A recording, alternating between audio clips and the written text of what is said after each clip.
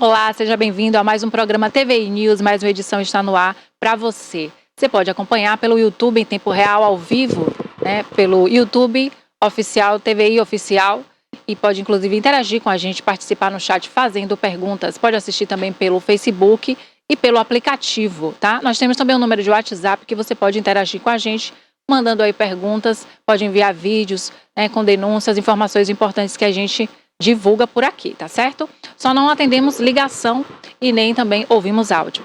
Mas você pode mandar aí denúncias, informações importantes aí da sua cidade, do seu bairro, pra gente atualizar por aqui, tá certo? O programa de hoje, nós vamos falar sobre alimentação, vamos falar sobre cozinha, vamos falar sobre cultura, vamos falar também sobre um projeto, né? Anjinhos da Praia, o tenente coronel, já está aqui com a gente nos bastidores, daqui a pouquinho vai participar informando a gente sobre esse projeto, como é que funciona, você vai conhecer mais, né? Apesar que ele já falou que as inscrições acabaram, ele vai informar o propósito desse projeto, né? E o que vai acontecer, tá certo? Temos também a jornalista Toné hoje com o PQP. Bom dia, Toné. Bom dia, Bárbara. Bom dia a todos. Daqui a pouquinho a Toné vai também dar as informações dela, as notícias aí, atualizar você. Fica com a gente, tá certo? E temos também notícias aqui atuais, né? A influenciadora Bruna Biancardi, que é a mãe do filho do Neymar, né? Teve nessa terça-feira a sua casa invadida, né? Por assaltantes, né? Eles entraram armados ali na residência dela, né? E eles foram presos em flagrante ali. Os assaltantes levaram a bolsas, joias e relógios, né? E eles fizeram os pais da Bruna de refém, né? Isso aconteceu em São Paulo ontem. Inclusive a polícia está aí investigando, né? Então isso emite um alerta para essas pessoas que têm um grande poder aquisitivo, né? Que chamam a atenção nas redes sociais, né? E às vezes, infelizmente, tem pessoas ruins também ali observando, né? A vida da pessoa, mas são pessoas públicas de fato. Diariamente tem que ter um cuidado maior, né, Toné? Até nas postagens que faz, o que vai fazer, para onde vai. Bobeira do ladrão, né? Que invadiu a casa errada. Imagina, invadir a casa dos sogros de Neymar. Aí realmente tem que se lascar lá na frente, porque não é impossível, né? Agora, faltou também, eu não sei que mansão, que casa é essa, que tão vulnerável assim, para os ladrões chegarem armados e roubar. Ainda conseguiram ainda assaltar e levar pertences e tudo, mas pegaram, né? Verdade. Pega rapidinho, né, Bárbara? Aí pega rapidinho. É uma situação de risco, né? No caso, pro meliante. É muito corajoso, né, Toné?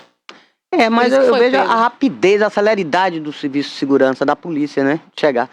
Tem todo o monitoramento, toda a estrutura. Sim, mas se fosse mesmo assim, conseguiram entrar. Mesmo assim, conseguiram entrar. Um não era anônimo, nem pra conseguir. se fosse uma pessoa que não fosse tão conhecida assim, ia ter mais dificuldade. Inclusive para registrar o BO até. É verdade, viu? Olha, Toné, em São Paulo, em São Paulo não. No caso, aqui na Bahia, né? O governo também falou com referente às máscaras, que ainda não é obrigatório, né? Devido ao índice de Covid que tem crescido, né? Muitos comentários a respeito de que se a máscara retornaria, mas ainda não foi decidido, ainda não é obrigatório aí, de acordo com o governo do estado da Bahia, o uso da máscara por enquanto, Toné. Mas tem muita gente usando. Muita gente tá botando suas barbas, não, sua coisa de molho, porque Covid não é brincadeira. E por que está se alastrando isso? Essa novidade, essa notícia. Lá vem a lambança, máscara, usa, não usa, tira, não tira, cai, não cai. A CESAB não sabe o que fala. Falou uma coisa horrível, dizendo que Itabuna estava no ranking, no topping do estado, em primeiro lugar, com 103 casos. Depois se comprovou que não era verdade, só tinha 3 casos ativos. E ficou por isso mesmo, não desmentiu, e ficou por isso mesmo. A Secretaria Municipal de Saúde aqui que ficou a ver navios. Agora, é bom botar as barbas de molho, eu tô vendo muita gente usando máscara. Agora, tem também a história da vacina. Estão querendo de novo vacinar, porque a cobertura vacinal está muito baixa. Alguns estão dizendo aí, a oposição, que a CESAB quer empurrar a vacina, porque tem muitos a vacina em estoque e que o prazo de validade está para vencer. Isso precisa ser averiguado. É verdade, Toné. Tomara que essa pandemia não volte, Toné. Não vai voltar, mas tem que ter, por exemplo, como eles disseram, tem grupos de risco. pessoas que têm comorbidade, Precisam estar idosos. atentos. E se for para Tem proteger? realmente tem muita gente já na rua usando, Bárbara. E se for proteção, então... E tem que usar vamos mesmo. de novo. Disso tudo, a gente extraiu uma lição. Que a gente tem que ser mais aciado, tem que sempre estar lá lavando as mãos e tem que ter cuidado. Principalmente os idosos. Tem que usar sua máscara. Vai em certos ambientes, use sua máscara, não custa nada. É bem importante. Melhor prevenir do que remediar, né, Toné? Do que remediar. Olha, Toné, nós estamos aqui com o Tenente Coronel Soares Neto, tá? E ele é comandante do 4º Batalhão do Corpo de Bombeiros de Itabuna, né? Ele me falou que também abrange mais cidades aqui da região, o comando dele. E ele vem trazer pra gente aqui um pouco do projeto Anjinhos da Praia. Vamos conversar com ele agora. Bom dia, Coronel, seja bem-vindo. Bom dia, Bárbara. Bom dia a todos que estão nos assistindo. Conta pra gente, Coronel, sobre esse projeto Anjinhos da Praia de criança, né? Isso. É um projeto do Corpo de Bombeiros, né? Esse projeto já vem sendo realizado em Salvador desde 2017 e foi um sucesso, né? Um sucesso de público, e nosso comandante-geral resolveu trazer isso para o interior. Já o ano passado, Porto Seguro foi agraciado com esse projeto. E agora, esse ano, não só Ilhéus, mas Porto Seguro, Mar Grande e Paulo Afonso também vai realizar o projeto Anjinhos da Praia. E o que consiste esse projeto? Qual é o objetivo? O projeto, na verdade, é plantar uma sementinha, né, na criança, uma semente das ações preventivas, né, o prevencionismo. Então, na verdade, são crianças, né, que da faixa etária de 7 a 12 anos, eles vão ali, ao longo de uma semana, vão aprender um pouco sobre a prevenção em ambiente aquático, cidadania, o respeito às diferenças, né? Então, assim, é um projeto assim, um pouco completo, né? Eu posso dizer assim, praticamente completo.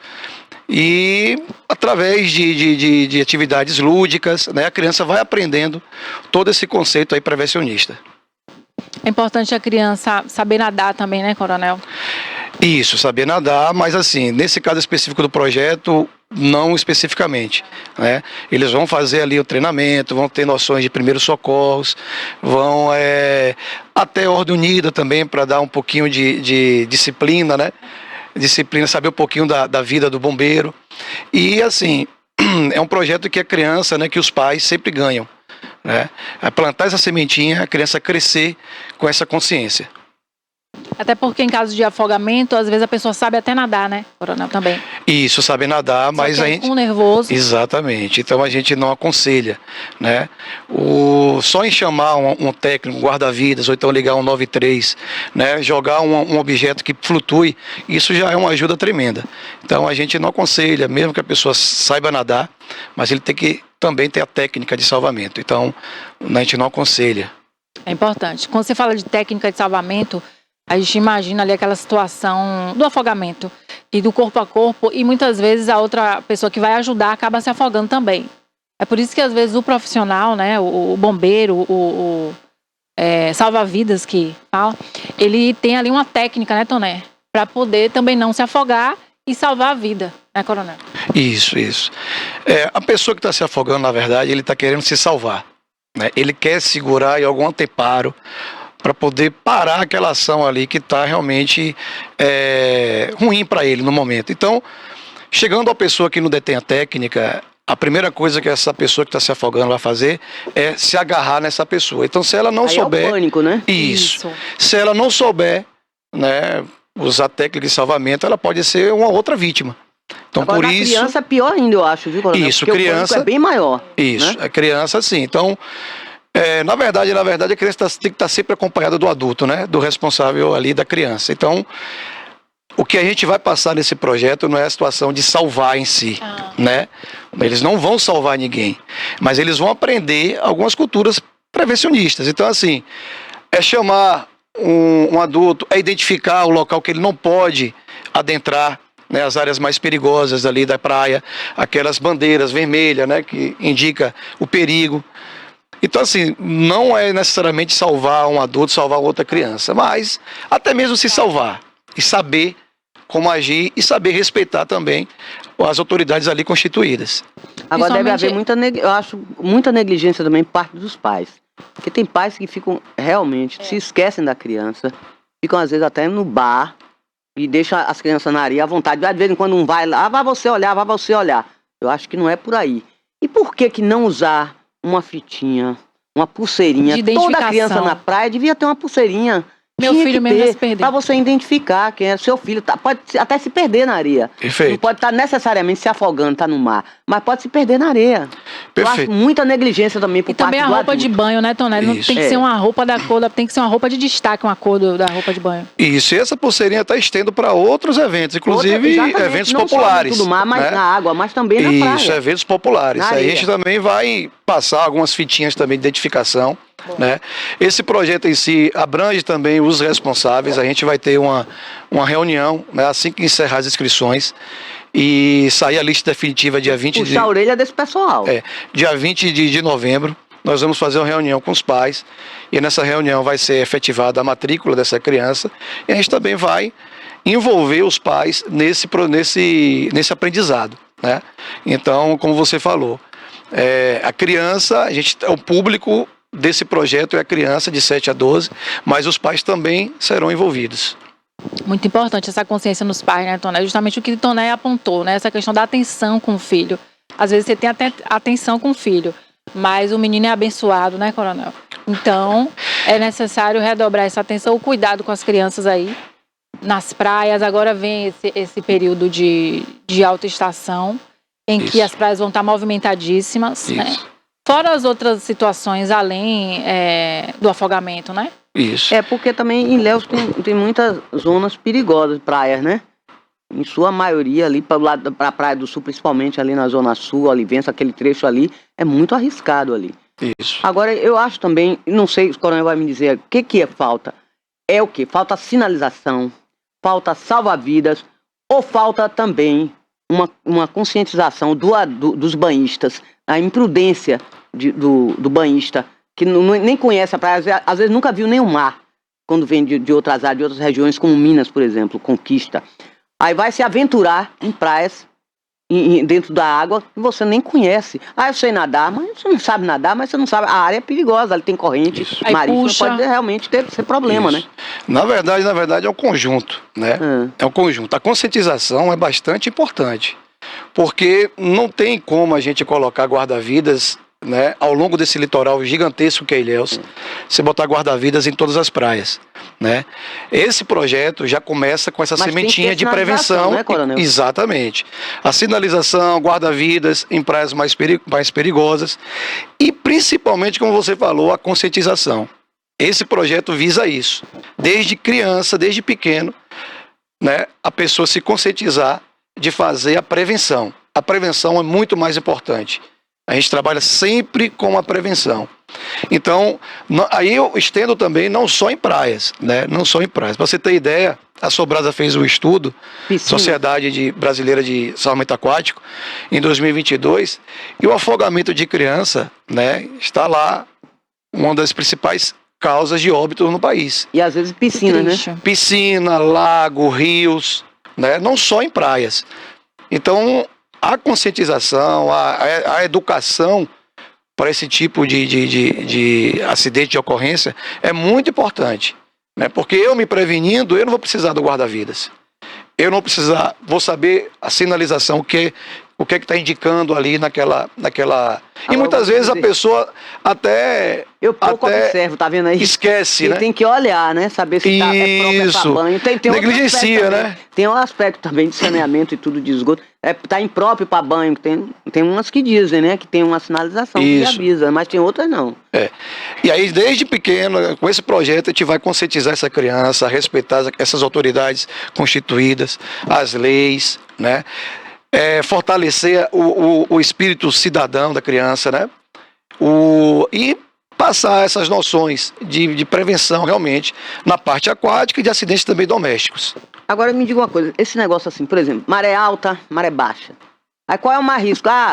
Maré tá baixa, tá ótimo. Tem alguma coisa a ver? O risco é o mesmo, tanto faz com a alta como a baixa? Eu costumo dizer que o risco é o mesmo. Tanto na maré alta ambiente aquático não é nosso habitat natural. não é isso? Não é nosso habitat natural. Uma piscina também é perigosa. Para uma criança de 2, 3, 4 anos, um balde é perigoso. Então, a gente não faz essa separação.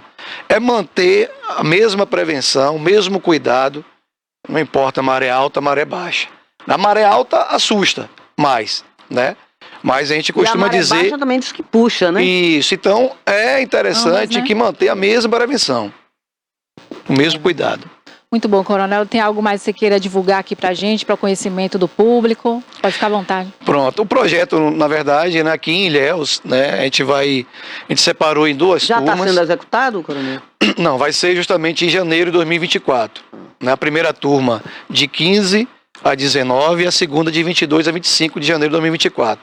As inscrições encerrarão agora no dia 10, mas as vagas já foram supridas, né?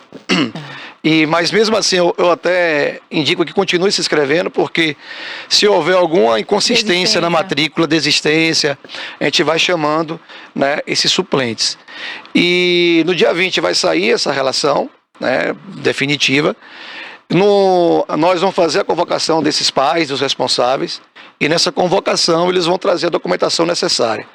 E quem tiver dúvida, entra no site do Corpo de Bombeiros, o www.cbm.ba.gov.br, lá vai estar o edital, e leia com cuidado, que lá vai ter todas as informações necessárias para a efetivação da matrícula. E que é importante, tem que lembrar, Coronel, porque a autoestação, todos os caminhos levam para a praia, para o litoral.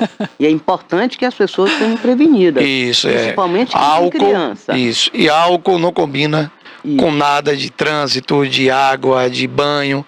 Então, tomar cuidado com álcool também. É verdade. Se for beber, não dirija. Não nade. Se for beber, também não nade, para não se morrer afogado. Fique lá. Fique na sua. Ou na então sua, tranquilo. Vai para casa com o aplicativo. Deixa a cara na areia. Isso. Por favor.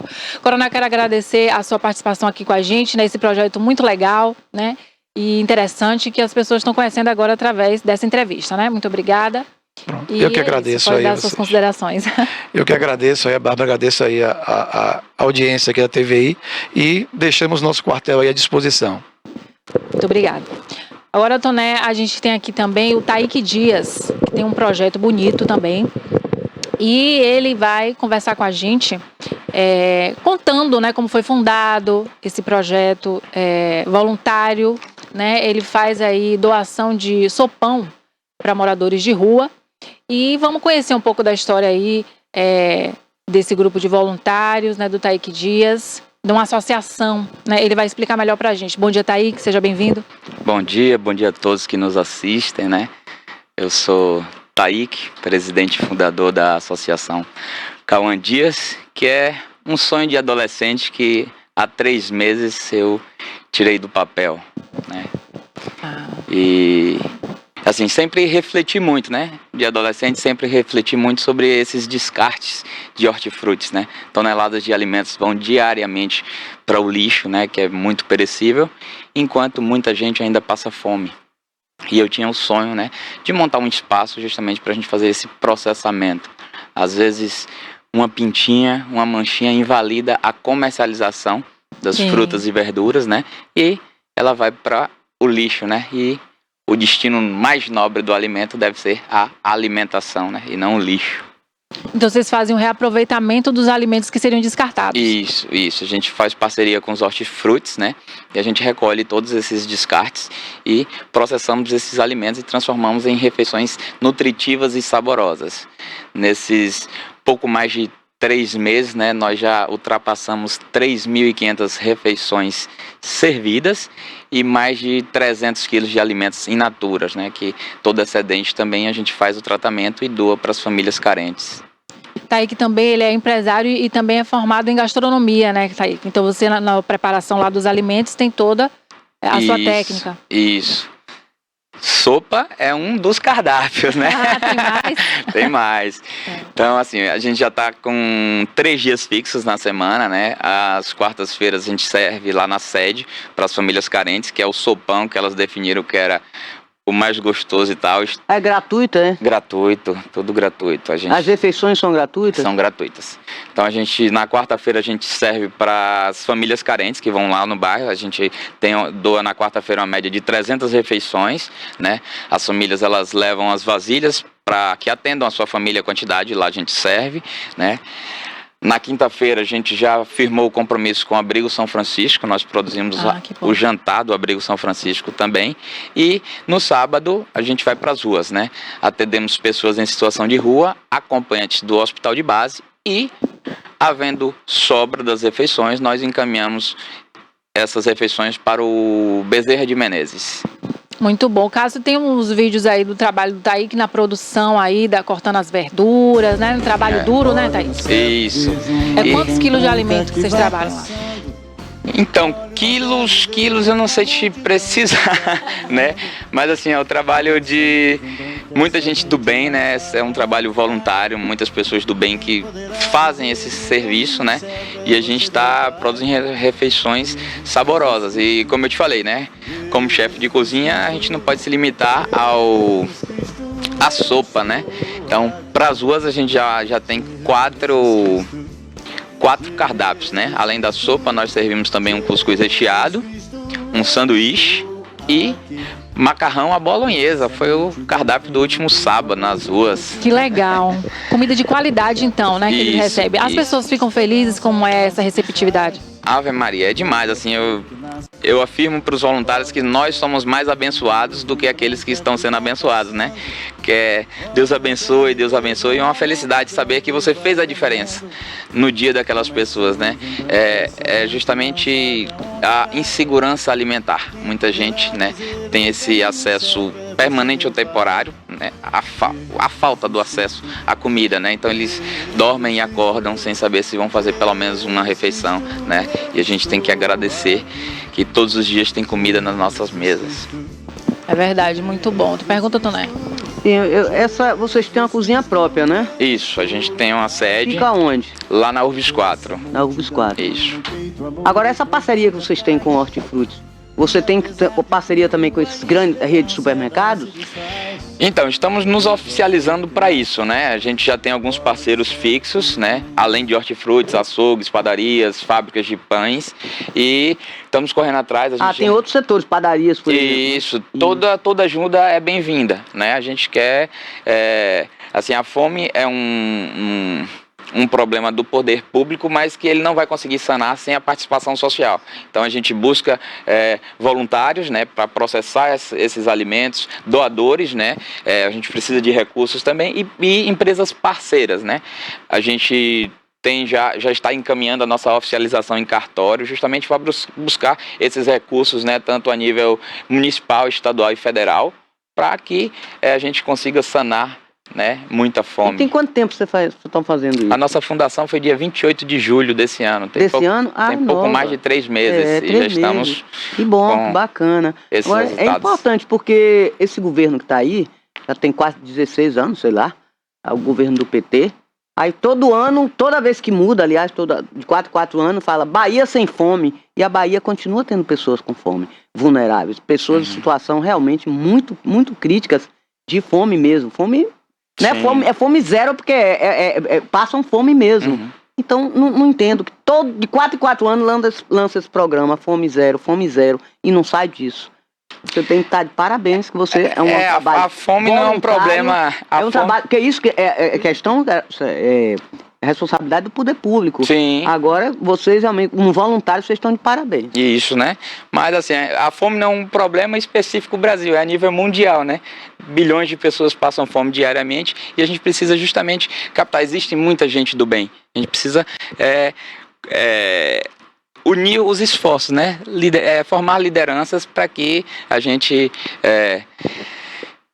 mate, né? Sane mais fome. Então esse já é um projeto que o governo do estado quer replicar. Sabe, a gente já entrou, a gente participou da conferência agora que teve territorial no final de agosto aqui no Conceia, que é justamente a Conferência de Segurança Alimentar, e a gente já entrou em contato com o governo do estado. Esse já é um projeto que ele quer replicar e formar cozinhas solidárias, porque isso é um projeto que eu estou fazendo com 3 hortifrutis. Se a gente bota uma cozinha solidária dessa em cada bairro, de Itabuna e de Bahia e de Brasil e de mundo, a gente mata muita fome, Mata. entendeu? É verdade, muito ajuda importante muito. esse trabalho social. E a alimentação é um direito básico, né? Que tem que ser garantido a todo ser humano, né? A gente precisa se alimentar todos os dias. E a gente vê, por exemplo, ontem mesmo eu passei num certo lugar, tinha um senhor de idade tocando lixo, procurando alguma coisa. Aí eu disse, ainda bem que tem lixo. Porque nos países africanos tem certas regiões que nem lixo tem. Não tem lixo porque não tem comida. Aqui, pelo menos, ainda tem comida. Como você fala, ainda pega ainda para reciclar, vai nas hortifrutas, pega coisa que seria descartável, você ainda reaproveitam. Isso. E nesses lugares que nem lixo tem, porque não tem comida. Fica mais difícil ainda. É uma situação bem delicada mesmo, né? Como o Taíque falou, o ser humano precisa fazer as refeições diárias, isso aí é o mínimo, né, que tem que fazer. E em questão política, eles têm sim verba, né, para aplicar. Uhum. E é como o Toné falou, é um projeto que a gente não vê resultado, a gente precisa aí de melhoria nessa área. Você tá de parabéns, Taíque, do seu projeto não. aí. A associação Políticas públicas para isso Cauã Dias. são né? pequenas. Pequena, né, Toné? Sim, sim, Política sim. pública para isso não tá dando resultado até hoje. Mas a gente tem que justamente dialogar, né? Com todas as frentes políticas Tem para que- poder... tem que encontrar pessoas como vocês aí. Levar ideia. Amém. né? Que ajuda existam muito, mais né? Taíques no mundo. É verdade, importante. Mas eu não sou sozinho. Esse é Não um tem trabalho... dinheiro, mas tem vontade. Esse é um trabalho de voluntários que nos ajudam, entendeu? E que estão fazendo a transformação que a gente quer ver no mundo, né? Aliado a isso, né, a gente tá... Nossa associação, um amigo meu que formou em gastronomia, ele veio falar de um sonho de curso profissionalizante, né? E a cada 3 meses também a gente vai formar 7 profissionais qualificados como auxiliares de cozinha. Olha, Então, interessante. pessoas de baixa renda, desempregados, que a gente está dando a oportunidade de se formar, de se qualificar gratuitamente. Muito bom. O projeto está crescendo então, né, Toné? Já Graças tem outra a vertente Deus. que é interessante, né? Isso. Já ajuda outras pessoas que querem, né? Agora, trabalhar Cássio, com ele isso, tem né? um vídeo fazendo entrega nas ruas. Cássio, se adianta o vídeo e mais pro final, o último vídeo que eu enviei, você coloca que tem a imagem dele fazendo a entrega da sopão nas ruas, Cássio. Pois é, Taíque, e o nome da associação tá aí para as pessoas acompanharem o trabalho dele nas ruas aqui de Itabuna. Ali me parece que é o centro comercial. Isso, é centro comercial, né? A gente já tem alguns locais mapeados que a gente faz a entrega, né? Todo sábado, nossa associação sai para as ruas para fazer essa Mas diferença. por enquanto vocês atingem que bairro, que regiões? Por exemplo, que bairro? Toda a cidade, não? Sim. É? Assim, toda a cidade, a gente... Quarta-feira é sede, é lá na Urbis 4, a gente atende as famílias de lá. São sim. servidas 300 refeições quarta-feira. Na Urbis 4. Na Urbis 4. Sim. Na quinta-feira, né, com a chegada de novos voluntários, a gente já pôde instituir mais um dia de produção. Então, na quinta-feira, a gente firmou o compromisso com o Abrigo São Francisco, a gente fornece a janta do Abrigo São Francisco, e sábado é nosso compromisso com as ruas. Então a gente já tem um mapeamento de alguns Beira Rio, Avenida Ilhéus, Centro Comercial, né? Ali a gente entrega parte das refeições que a gente... Do almoço. Janta. Janta? Janta. É à noite. E aí a gente sai com... Abrigo são 100 refeições e no sábado a gente são 150 refeições. Então é uma média de 50 refeições rua e a gente parte para o hospital de base, né? Para servir aos acompanhantes do hospital de base, que lá, né, carece disso, né? E até quem tem um pouco de dinheiro não tem onde comprar. Então a madrugada... Vem gente de outras cidades, né? Exatamente, que não tem Às vezes recursos. dorme até na porta do hospital, né? Às vezes... É uma Dorme lá, bênção não você tem. estar ali com fome, né? Fazer uma visita ali e receber um prato de sopa, né, Toné? E como se trata de Imagina hospital público, tá sabendo que lá se procura o hospital de base porque não tem recurso, né? Exatamente, É verdade. Não tem né? dinheiro. E assim, desde o primeiro dia, né? No primeiro dia que a gente foi para as ruas, no dia 28, foram 101 refeições servidas. E ali eles me perguntaram assim, tem água? Falei, não tem, mas a partir da próxima vai ter. E assim, é alinhada a nossa refeição das ruas com a água mineral. Então hoje, quando a gente chega... Quem tem fome tem sede também, e sede é importante, né? Então, a gente chega hoje o hospital de base tem uma situação crítica, eles não têm nem água para beber. Então, além de acompanhantes... Inclusive, em falar de hospital de base, está fazendo uma reforma lá, que está mudando a estrutura toda, ao invés de ampliar o hospital, Toné, você já observou isso? Vão ampliar, né? Tá quebrando, mudando a estética também. A fachada ali à frente.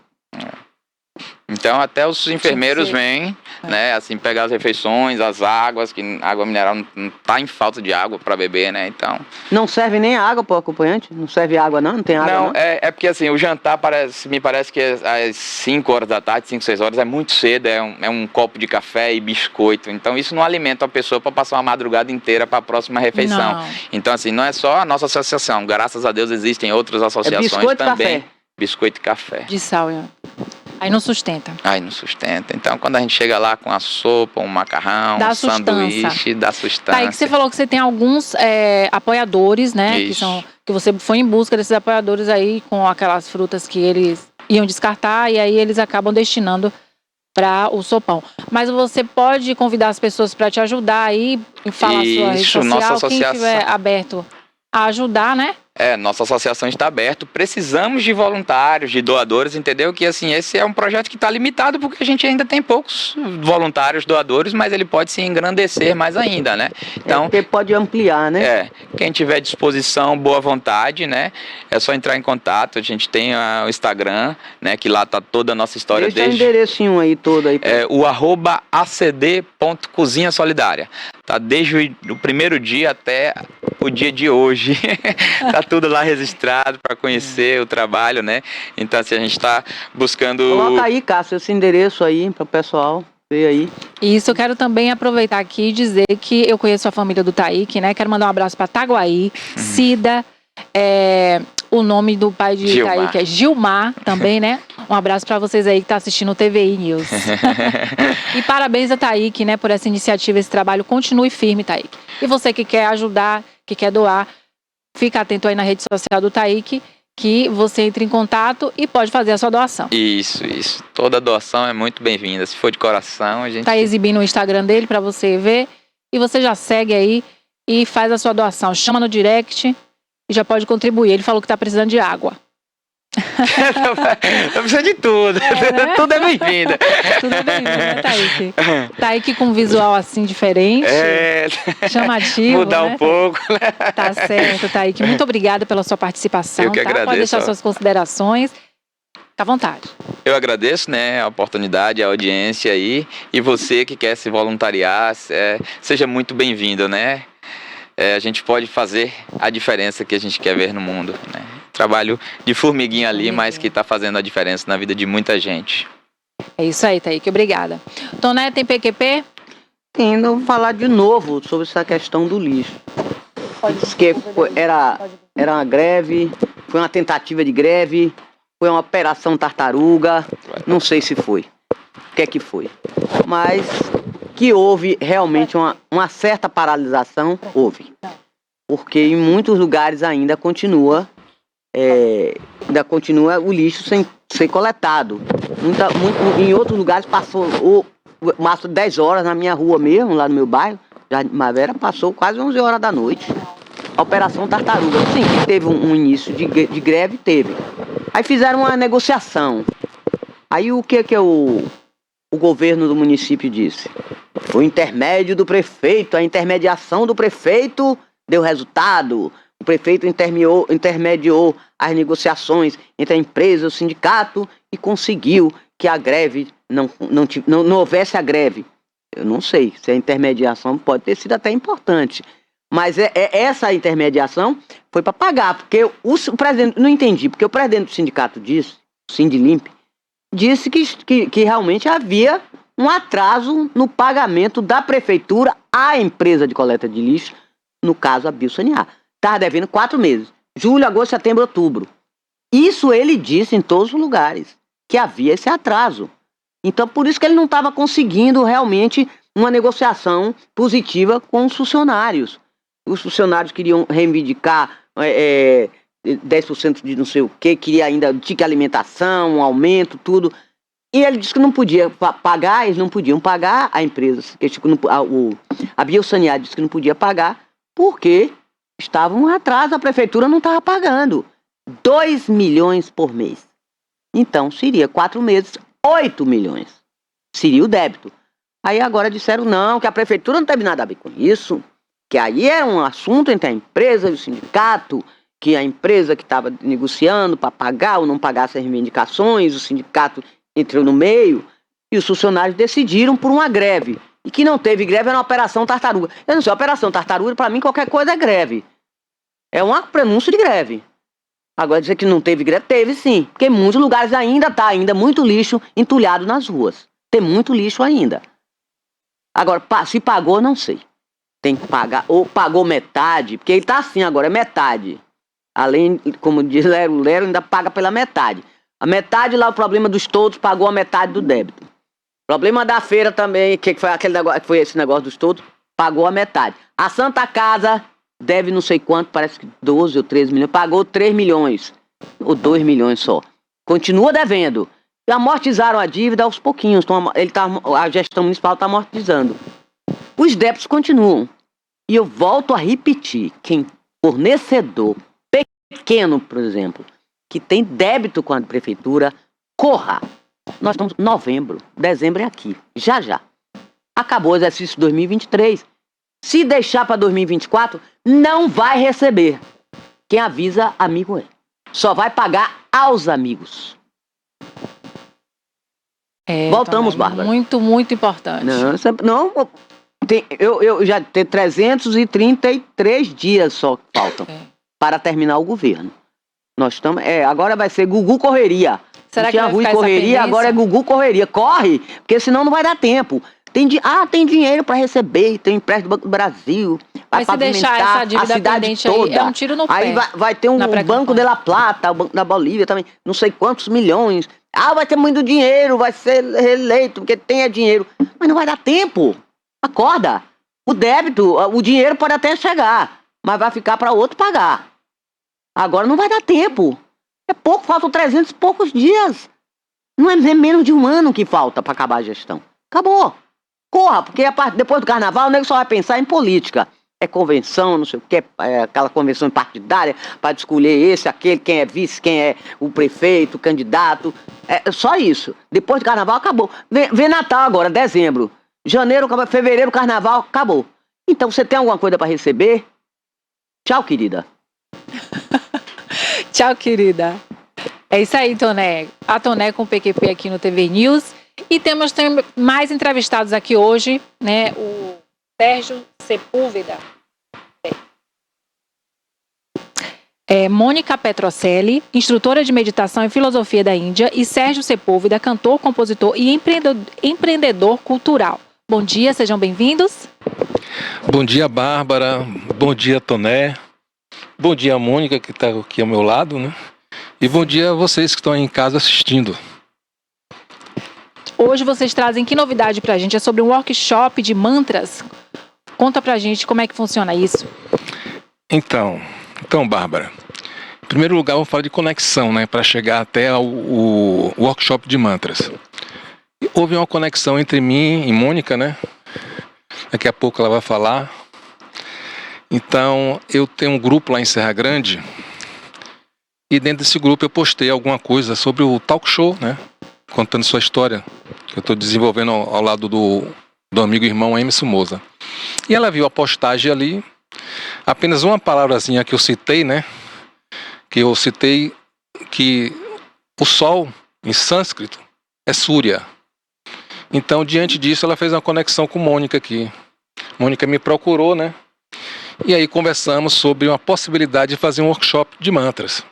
Entendeu? Além de ela querer saber sobre o talk show, nós, inclusive, já fizemos o workshop lá em Serra Grande, foi no dia 28 agora de outubro, lá na Casa Amarela, que é um espaço também que eu tenho lá, além de ter aqui o Palácio Surya em Itabuna, aí criamos também a Casa Amarela lá em Serra Grande, que também está dentro do mesmo nome, só que lá na Casa Amarela é o sol mesmo, né? E aqui em Itabuna é Surya, em sânscrito, que significa o sol da prosperidade. Então, diante disso, fizemos o primeiro workshop, né? Conseguimos assim ali um coro bem legal para o primeiro workshop dentro de Serra Grande, de mantras e energia. Trouxemos 4 músicos maravilhosos, o Kirtan, né? E mais alguns amigos que acompanharam o Kirtan. Foi um violão, uma guitarra, uma tabla e também um violino, que compõe, né? Para você fazer Kirtan, mantras, né?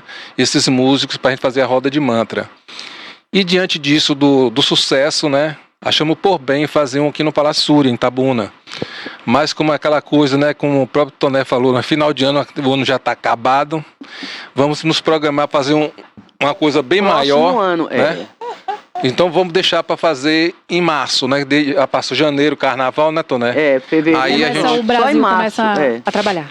Começa a trabalhar. Mas aqui, Sérgio, você sabe disso. Aqui o Brasil só funciona depois do carnaval. Porque já tá dezembro, vai ser Natal, Réveillon, depois do carnaval, acabou. Depois do carnaval, aí o Brasil começa a andar. Aí só começa a andar depois do carnaval. Então vamos nos programar para não ter... Para março. Para março, que todo mundo já voltou ao ritmo normal de trabalho, né? E a gente tem tempo de divulgar, né? Inclusive fazer um website, né? A não ser, viu, Sérgio, desculpe, que sejam eventos voltados realmente para a autoestação. Aí tudo bem, né? A partir de dezembro até fevereiro é eventos da autoestação. Tudo bem, aí funciona. Mas se for outro tipo de evento, só em março. Isso. Então, aí vamos para fazer em março, né? Já tem algumas pessoas já interessadas que já fizeram o workshop lá na Casa Amarela, que quer também repetir e também nos ajudar a divulgação. Inclusive, voltaremos aqui, né? Quando estiver perto, né? A gente poder falar do workshop de mantras, né? E quem vai ser os convidados que vão participar de fora, né? A gente vai trazer pessoas também de fora para brilhantar mais esse evento. Então eu gostaria de passar aqui a bola para minha amiga Mônica Petrocelli, né? Para ela falar um pouco dela, da vida dela, o trabalho que ela desenvolve, né? Sim. Ela já foi consultora de empresas, né? E hoje está enveredando para esse lado, porque ela foram 5 anos na Índia, já estudou com a professora Glória, entendeu? Ela tem na linha de Vedanta, então ela tem muita coisa para falar aqui. Que bom. Obrigada, Sérgio. Bom dia, Bárbara. Bom dia, Mônica. Bom, como o Sérgio falou, né, eu particularmente não comecei yoga para me iluminar, né?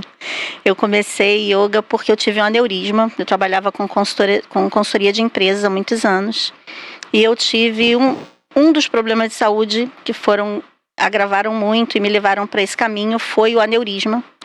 E aí o médico, eu tinha 30 anos quando eu tive esse aneurisma, meu filho era pequeno ainda, e aí o médico me sugeriu praticar yoga, né?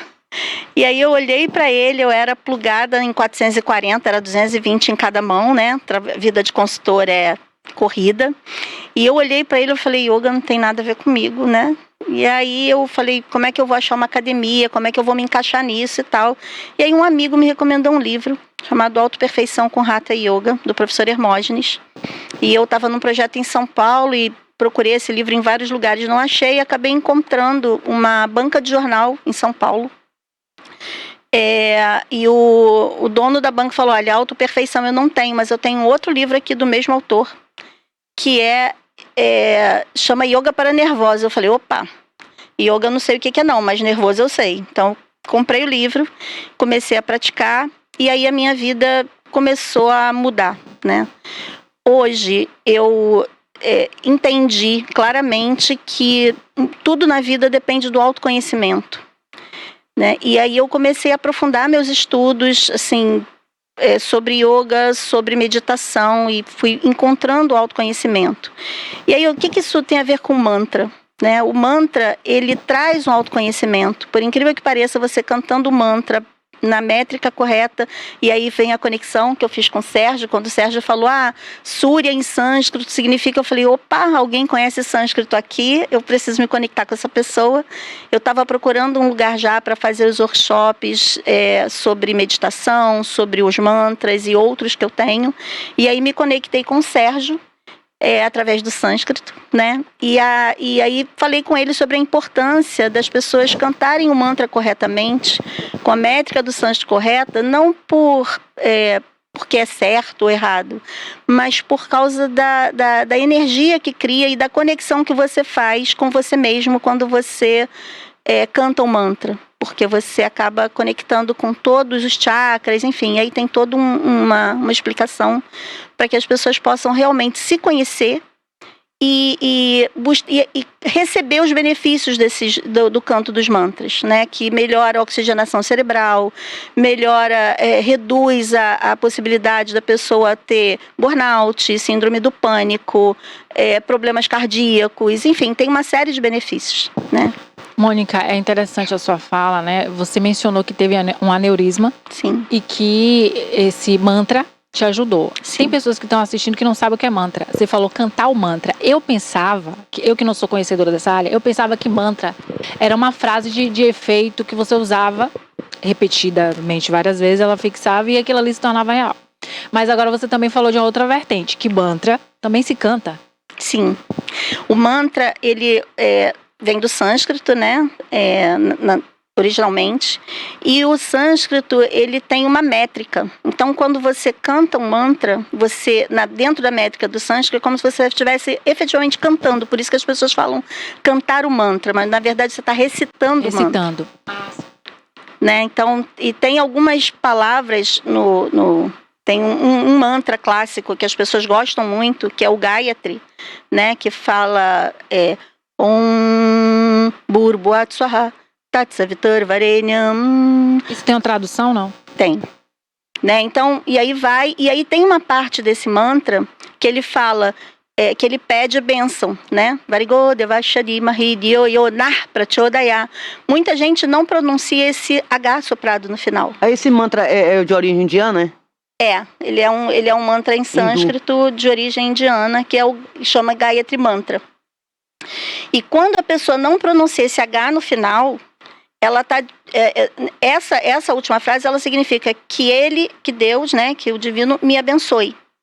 Quando você não pronuncia o H no final, ele passa a ser Aprachodaya, e o A é partícula negativa. Então, quando você não pronuncia o H, você está dizendo, não me abençoe, não quero sua bênção. E como esse, existem vários outros, né? Então, quando as pessoas começam a cantar o mantra e tal, e aquilo eu me preocupava, porque como eu fui estudar, me aprofundar, eu falei, poxa, as pessoas estão pedindo o contrário daquilo que elas querem. Ah, entendi. Né? Ou então a falta de consciência do que significa o mantra, né? Quando você canta Om Namah Shivaya, por exemplo, você está pedindo, Shiva, destrói tudo que não presta na minha vida. Só que será que Shiva é o quê? Shiva é a energia divina que destrói tudo que não serve mais na tua vida. Só que quando você pede sem a consciência, é como se você estivesse pedindo, destrua tudo que eu tenho. Misericórdia, né? Não tudo de bom, mas tudo que eu tenho, tudo que não serve mais, ele vai destruir. Só que a gente às vezes não está pronto. Entendi. Sabe, para perder aquilo que a gente nem sabe que não está bom. Então essa consciência, esse autoconhecimento a partir do canto dos mantras é que eu falo no workshop, né? A gente fala dos chakras, como é que funcionam os chakras. Muita gente acha que só existem 7, mas existem 1008. Né? E como que eles estão conectados com o sistema nervoso central, como que eles estão conectados com o sistema nervoso periférico, como que eles estão associados às glândulas que a gente tem ao longo do centro do corpo, né? Que produzem os neurotransmissores que a gente precisa para ter prazer de viver, para ter energia, para ter força, para enfrentar os problemas, que uma coisa é certa, todos os dias a gente vai ter problemas. Da mesma forma que todo dia a gente vai ter coisa boa acontecendo. Só que o nosso cérebro, ele conecta mais com aquilo que não é bom. Com aquilo que a gente entende que é uma ameaça para a vida. Então a gente começa a lutar e gastar energia desnecessariamente para sanar problemas. É como se a gente fosse uma máquina de sanar problemas. Quando, na verdade, o que a gente precisa mesmo é conectar com aquilo que é bom. Porque mesmo o que a gente acha que é ruim, pode ser bom no momento em que eu olho para aquele problema e pergunto, não por que eu estou merecendo isso, mas sim, o que eu posso aprender com isso. Importante nessa lição. E todo erro, todo problema que a gente tem, traz um aprendizado. E é esse aprendizado que vai me ajudar a evoluir, que vai me ajudar a crescer. Né? Então é como se eu tivesse feito uma limonada, né, daquele aneurisma que eu tive. Então eu olhei para ele, foi um problema. Eu tinha um filho de 5 anos, eu falei, meu Deus, eu quero criar meu filho. Eu tinha 28 anos, eu falei, como que eu vou fazer isso? Você ficou com alguma sequela, Mônica? Graças a Deus não, porque o sangue saiu pelo nariz. O médico falou para mim na época que eu tinha que procurar yoga, porque das duas uma. Ou Deus não me queria lá em cima de jeito nenhum, ou ele achava que eu tinha alguma coisa para fazer aqui. E aí ele me mandou procurar yoga, porque o yoga ia me dar o equilíbrio, ia me dar a consciência do corpo físico, mental, emocional, para que eu pudesse não repetir a dose do aneurisma. Tanto que, graças a Deus, eu nunca mais tive absolutamente nada. Graças a Deus. Tenho minha saúde hoje, estou com 58 anos, já se passaram mais da metade, quase a metade do tempo que eu tive aneurisma. E hoje eu quero compartilhar, através desse conhecimento, né, que eu morei na Índia, estudei com os mestres na Índia, estudei com a Glória Arieira, que é a professora de Vedanta no Rio de Janeiro. Legal. Depois fui para a Índia, estudei com o meu mestre Shlira Narayana Maharaj, que é um mestre de Bhakti Vedanta. Então, estudei a Advaita Vedanta com a Glória. Depois... Você parece uma indiana. Sim, na Índia eu passei muito por indiana. Entrei em alguns templos até aqui. Ela parece já uma indiana. Muita gente, o professor Hermógenes sempre falou para mim que eu parecia um indiano, que eu tinha que ir para a Índia. Eu fiquei com aquilo na cabeça, acabei indo e vivi como celibatária por 4 anos. E foi... Celibatária significa que você estava ali fazendo uma renúncia. É como se fosse uma monja, assim, uma freira, digamos assim. Sim. Né? Só que no modelo da Índia. Da Índia. Né? Então eu fiquei... Celibatária significa morar num lugar onde você possa... viver 100% do tempo a vida espiritual, né? A conexão com você mesmo, o aprendizado da filosofia. Então eu acordava 3 horas da manhã, praticava yoga, depois cuidava do tempo, dava aula, cuidava da biblioteca. Mas dormia quantas horas por dia? Mas entre 3 e 4 horas por dia no máximo, sim. E ficava muito bem. Se habituou a isso? Sim, porque você está conectado o tempo inteiro com você mesmo e com tudo que há de melhor dentro de você.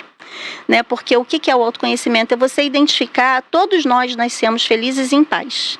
Se a gente não está feliz e em paz é porque tem alguma coisa errada e a gente precisa corrigir. Né? Só que quanto tempo a gente demora para corrigir? Né? E eu digo que você tem 90% dos seus problemas e dos seus erros corrigidos quando você tem consciência de que existe um problema ou quando você tem consciência de que errou. É importante. Eu não sei se eu conseguiria ficar dormindo 3 horas e ficar conectada, mas é importante. É uma espécie de um método, né? Que ela processo. Usa e ela trabalha o processo. E você, Toné, ficaria 3 horas? Eu fiz algum tempo isso, a Hatha Yoga. Só dormindo? E eu meditava muito, fazia aqueles exercícios, tinha um livro ao som de Ravi Shankar.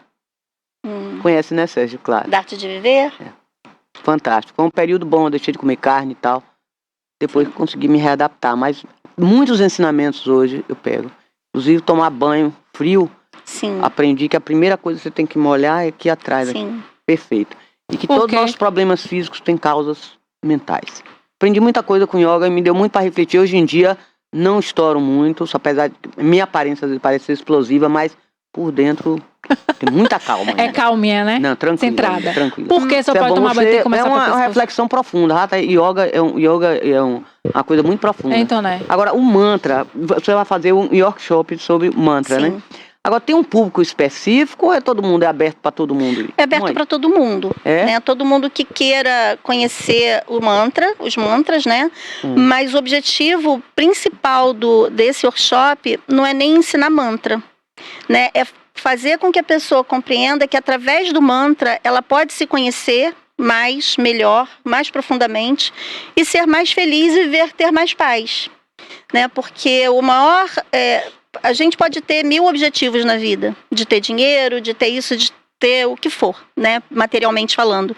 Mas no fundo, todos esses objetivos materiais significam, e a gente às vezes não percebe, significam eu quero ser feliz.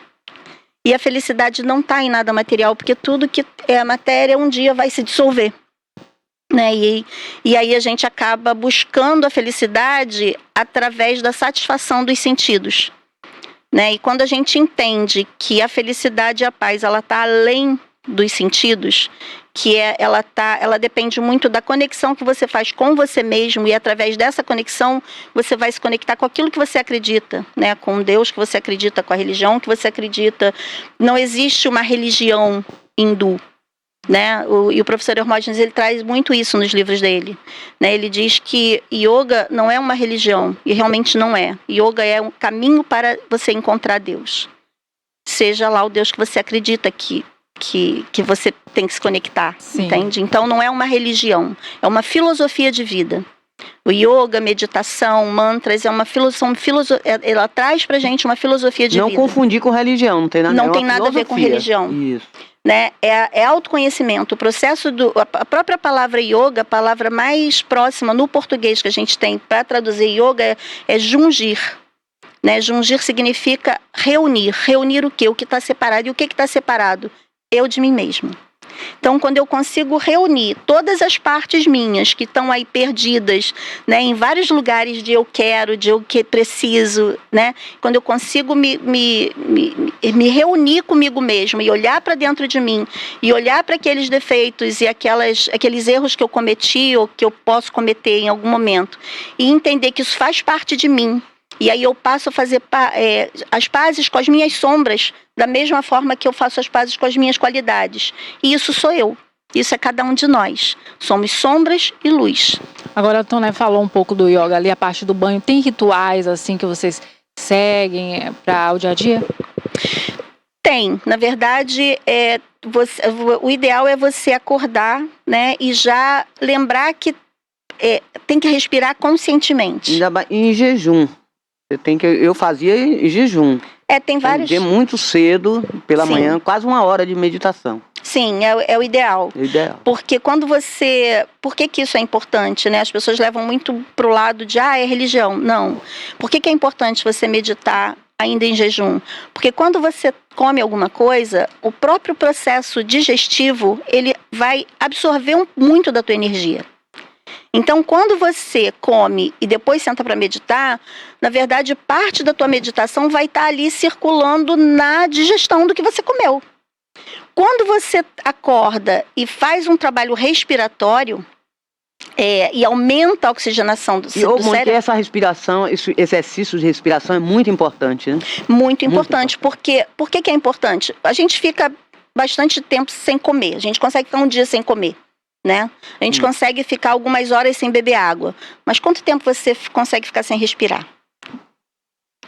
Em falar em respirar, também vocês trabalham no yoga a técnica da respiração. Os mantras você tem que trabalhar a respiração. Ela falou aí. Né? Calma, né? Sim. Por que a calma? Porque o que traz essa calma é o oxigênio. E por que o oxigênio traz calma? Porque o oxigênio são as partículas de oxigênio que vêm através da respiração, que passam por todo circula por todo o processo, né, de circulação do corpo, sanguíneo do corpo. São as moléculas de oxigênio que são carregadas pelas hemácias nesse sistema sanguíneo que fazem a limpeza das toxinas. Né? Por que essa limpeza é importante? Quanto mais toxina você acumula no corpo, mais irritado você fica. Daí a palavra enfesado. A palavra enfesado vem de fezes. Quanto mais toxina você tem, quanto mais fezes você tem acumulado, mais irritado você fica. Então, o oxigênio, ele ajuda você nesse processo de limpeza inicial. Então, quando você limpa o corpo através da respiração, você aumenta a quantidade de oxigênio no corpo, você aumenta também a capacidade de limpeza do corpo.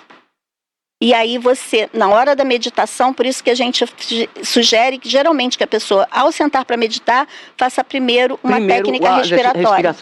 Né? Exatamente. Bástrica ou qualquer uma outra. E aí tem que tomar cuidado também, porque bástrica, por exemplo, que é uma respiração muito forte, quem tem problema cardíaco não deve fazer. Então tem algumas... Eu fui estudar anatomia... Tem que ter a orientação certa, né, Mônica? Para não fazer errado. É muito importante. Para não falar coisa errada, para autodestrutiva, como você falou. E também a técnica da respiração, agora que você colocou, né, para ter cuidado. Sim, o próprio yoga precisa ter cuidado. Porque senão você, ao invés de ajudar, você acaba prejudicando. Então é importante que o instrutor de yoga, o instrutor de meditação, faça uma anamnese para saber... se a pessoa tem algum problema cardíaco, na coluna, em alguma articulação, enfim, quais os problemas que a pessoa tem para você poder orientar e falar, olha, essa respiração Se passa para o grupo, mas aquela pessoa vai ter que fazer uma respiração diferente. Na hora da aula de yoga, você passa uma postura para o grupo, mas aquela pessoa que tem problema na cervical, ou na torácica, ou lá na base da coluna, ela precisa fazer diferente.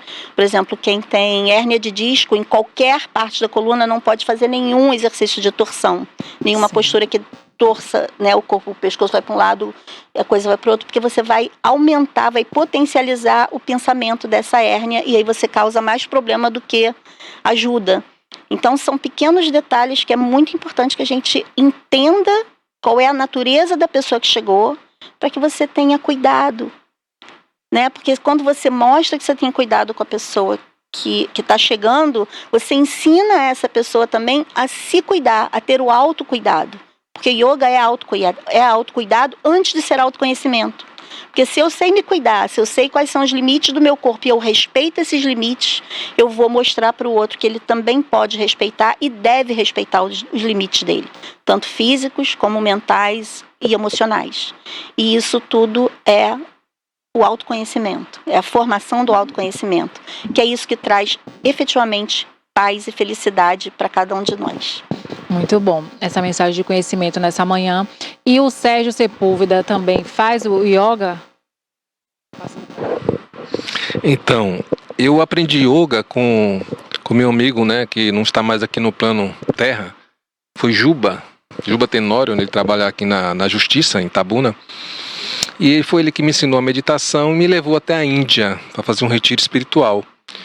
E de lá não parei mais, né, buscando esse conhecimento, né, aprendendo novas técnicas, respiração, que é muito importante, né? A respiração te conecta, entendeu? Faz a conexão, respirações profundas. Então é isso, né? E o autoconhecimento, você tem que se conhecer, né? E depois o autodomínio, né? Você dominar a si mesmo. É uma das coisas mais difíceis para a humanidade, para um homem, para uma mulher, ter o autodomínio, né? Ter aquele equilíbrio emocional. Porque sem o autodomínio, você não consegue realizar nada na vida. Então eu estou nessa busca. Encontrei Mônica agora, né? Para ampliar, né, essa gama de conhecimento, né, Toné? As coisas começarem a fluir mais. Porque cada vez que você procura se conhecer e conhecer também as coisas, a vida flui com mais harmonia. O conhecimento é perfeito. É muito isso? Bom. Agora, Mônica, tem você disse que não é religião. Mas tem uma filosofia, um método que eles tomam chás, né, para poder relaxar. E inclusive o filho de Chico Anísio, o neto, né, de Chico Anísio no caso, faleceu devido a complicações após um chá desses. No caso da filosofia indígena, tem algum chá que vocês tomam? Como é que é? Não. A filosofia védica, a filosofia da Índia, a gente não pode tomar nem café. Ah, sim. Porque, na verdade, o próprio processo de meditação e respiratório, ele já te traz tudo que você precisa. Então, o que o yoga, a meditação ensinam é você aprender a produzir, né, conscientemente tudo aquilo que você precisa. Eu tenho um outro workshop que a gente ainda não conversou, a gente ainda não tem plano para realizá-lo aqui, mas eu já realizei ele em outros lugares, que eu chamo de workshop Deus com O. Dopamina, endorfina, ocitocina e serotonina. Porque quando você está com raiva, triste, com algum problema, você aumenta a produção de cortisol. E o cortisol, ele inibe o que eu chamo de Deus, né? Dopamina, endorfina, ocitocina e serotonina. E através dos processos meditativos e respiratórios, você consegue produzir esses 4 neurotransmissores de prazer e de felicidade. Então, na filosofia védica, né, dentro de Bhakti Yoga e dentro de Advaita Vedanta, que foram as duas filosofias, as duas linhas filosóficas que eu segui, e nenhuma das duas a gente usa nada, só mesmo yoga e respiração. E muita meditação. E através desse processo meditativo é que a gente chega nesse lugar, né? Tanto que eu achei interessante, quando eu cheguei na Índia, eu cheguei a passar por um lugar assim, tinham várias crianças brincando, e aí eu vi que de vez em quando uma caía. E aí eu perguntei o que eles estavam fazendo, aí um amigo meu falou assim, eles estão brincando de desmaiar. Eu falei, como assim? Respirando. Eles começavam a fazer uma respiração que aumentava tanto a carga de oxigênio no cérebro que de vez em quando um pegava e pum, caía. Eu falei, gente, isso não é perigoso. Loucura isso. Loucura. Né? Então essa questão do chá eu não tenho conhecimento assim para passar, porque a gente vai, o processo de autoconhecimento vai para um outro caminho, né? Diferente. Sim, diferente. Então eu não tenho conhecimento para falar sobre isso. Muito bom, Mônica, conhecer o trabalho de vocês, o projeto de vocês do workshop que vai acontecer em março, e vocês vão Eu tenho uma retornar pergunta aqui ainda, viu? para poder divulgar pra gente melhor, para as pessoas participarem, né? A Toné vai perguntar, mas depois pode deixar sua rede social também, o Sérgio também, fica à vontade. Pode perguntar, Toné, que o professor já tá ali nos eu acho que bastidores, aguarda. hoje, nesse tempo moderno, atual, negócio de internet, essa loucura do celular, mexer com todo mundo, com o planeta inteiro, ainda tem espaço para isso? Para fazer esse tipo de trabalho, de mantra, de filosofia, de meditação? Você acha que o homem ainda tem tempo para parar para fazer esse tipo de trabalho? Olha, eu acredito que isso foi uma coisa que eu aprendi também, né? Quando eu comecei a praticar yoga, eu também dizia que eu não tinha tempo. E, na verdade, quando eu digo não tenho tempo, quando as pessoas dizem não tenho tempo, elas estão simplesmente repetindo um jargão. Porque você só não tem tempo para aquilo que você não prioriza. Então, se você não se prioriza, você não vai fazer absolutamente nada por você que seja realmente efetivo para a sua felicidade, para a sua paz e para o seu prazer real de viver. Ô, Mônica, hoje em dia é só assim, chega, bom dia, uma loucura, um saco todo dia esse negócio, bom dia, boa tarde, bom dia, e um bocado de frases feitas, eu odeio isso, não suporto, por favor, não fica mandando isso pra mim não, Concordo. bom dia, e depois é uma coisa tão falsa pra mim, tem gente que nem me conhece, não E tem, fica mesmo que vazio, me né? conhecesse, eu acho uma coisa falsa. Então, isso não funciona, eu tô dizendo, a gente falando uma coisa tão importante, uma filosofia tão importante como isso, como yoga, como é que a gente de comparar com um negócio desse, com uma bobagem dessa, é muito difícil. Sim. É muito difícil. É uma mediocridade, me desculpe aí, esse pessoal que pode até ter boas intenções, pessoas, amigas minhas que mandam, mas muito obrigado. A pessoa gastar um tempinho para te mandar um bom dia é uma pessoa especial, que deseja a você um bom dia, ainda que você não goste. Olha, eu sou uma Agora pessoa você não especial, manda mais mande um bom bom dia pra dia ela, não. diferente pra mim. Não precisa mandar essa frase feita, com aquela florzinha, aquelas coisas, não. Muito Às obrigado. vezes eu acho que as pessoas que mandam isso todos os dias, elas precisam mandar, porque elas precisam mandar aquilo para ouvir elas próprias aquilo, sabe? Porque às vezes as pessoas Mas às vezes é no tão automático, carentes. entendeu? Faz isso Sim, sem sim. nenhuma... Imagina. Sim, mas ela não tem consciência disso, mas ela precisa mais disso do que para quem ela manda. Pra que isso?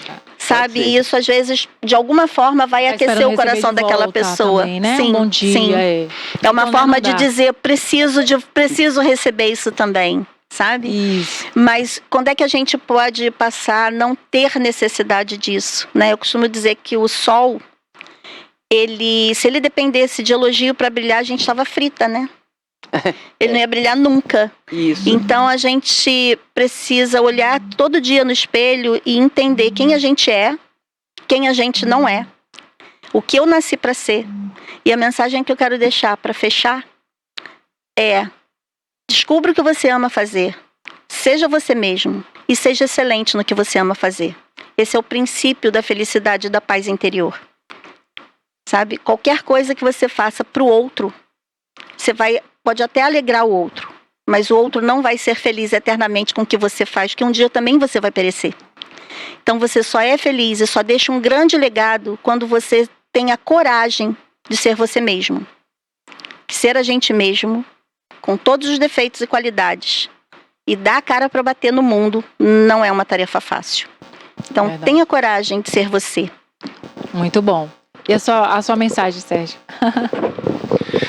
Pegando isso aí que Mônica estava falando, né? É isso, né? Porque as pessoas hoje em dia, elas carregam personagens, né?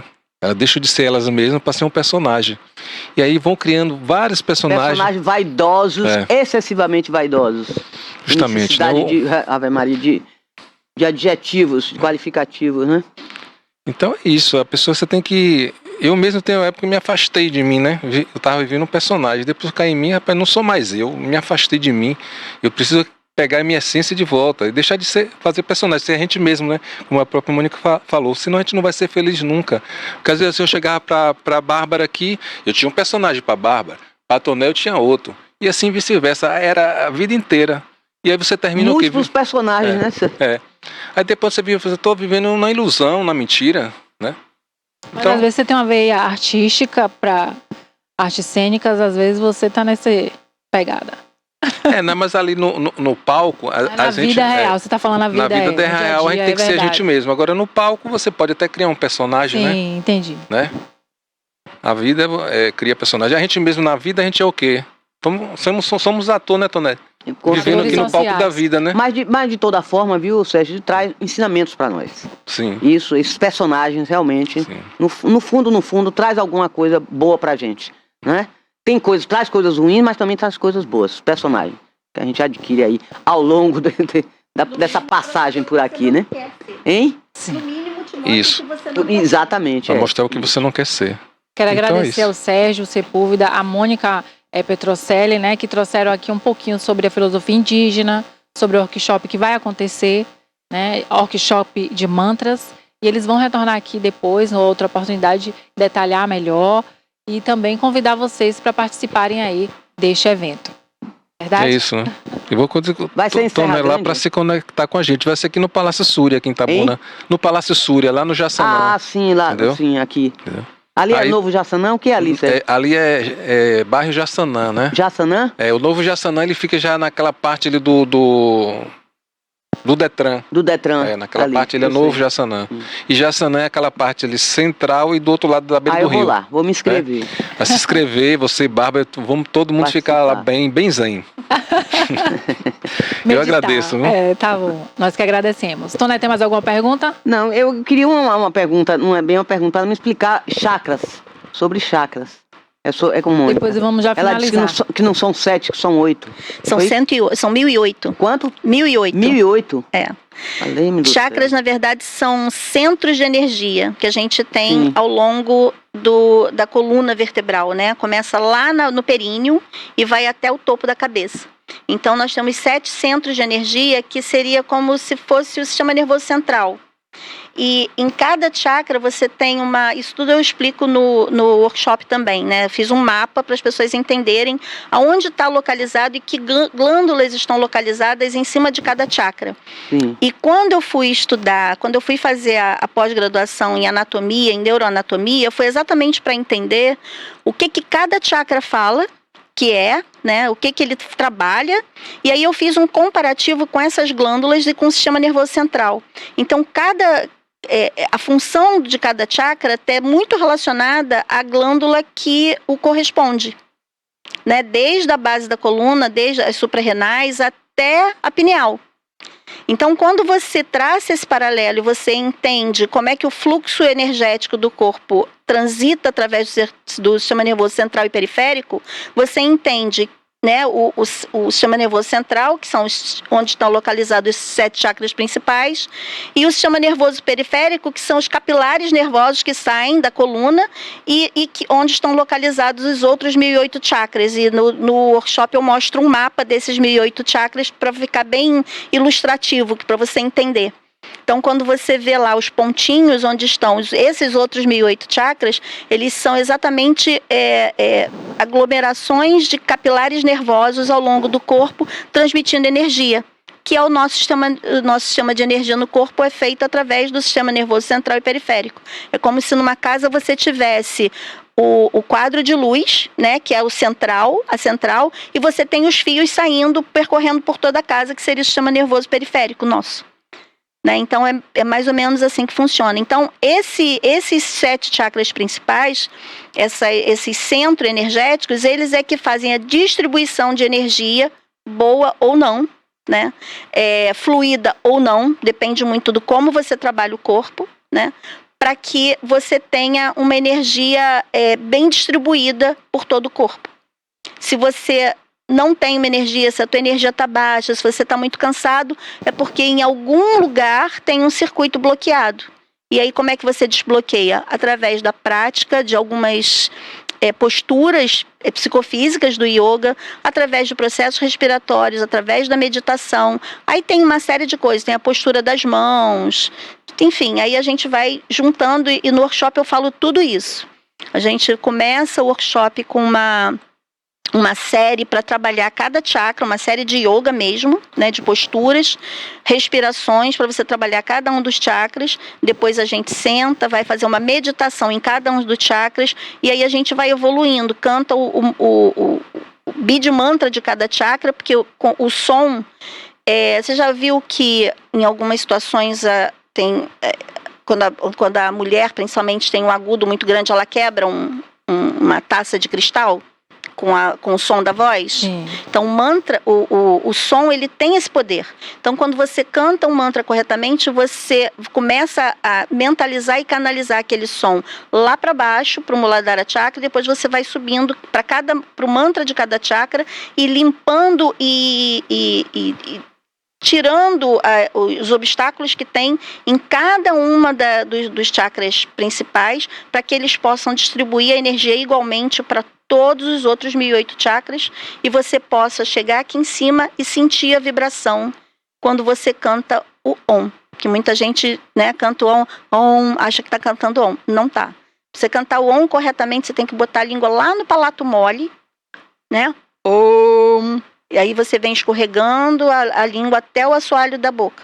Quando você faz isso, você joga o som lá para cima e você abre, você faz com que a pineal vibre. E a pineal vibrando, você tem uma abertura para que você possa conectar com a saúde, digamos, holística. Né? Porque o nosso corpo tem 7 camadas em torno dele de proteção de saúde física, mental e emocional. Se você ficar doente é porque todas essas 7 camadas furaram e aí você acaba tendo mal no próprio corpo. Muito Enfim, bom, Mônica. É bem... Aí bem quem quiser profundo. saber mais, se inscreve no workshop. Toné também Sim. se inscreve lá Não, eu depois, vou que me ela quer inscrever. fazer o mantra, tá bom? Mas Tenho respondi... Eu tenho interesse. Vai fazer o 1001 chakra você. Vou, Então, 1008. 1008. 1008. Muito bom, muito obrigada Obrigada, mais uma viu, vez, mãe? Sérgio Nada. e Mônica. E agora vamos com as cotações? Vamos lá, Cássio. O arroba do cacau em Itabuna, R$270. Em Ilhéus, R$270.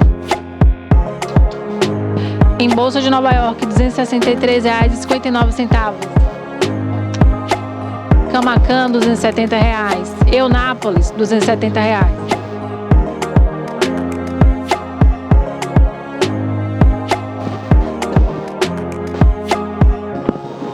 Feira de Santana, o arroba do boi 15 quilos, R$220. Itapetinga, R$200. Teixeira de Freitas, R$195. Salvador, R$225. E Eunápolis, R$197,50.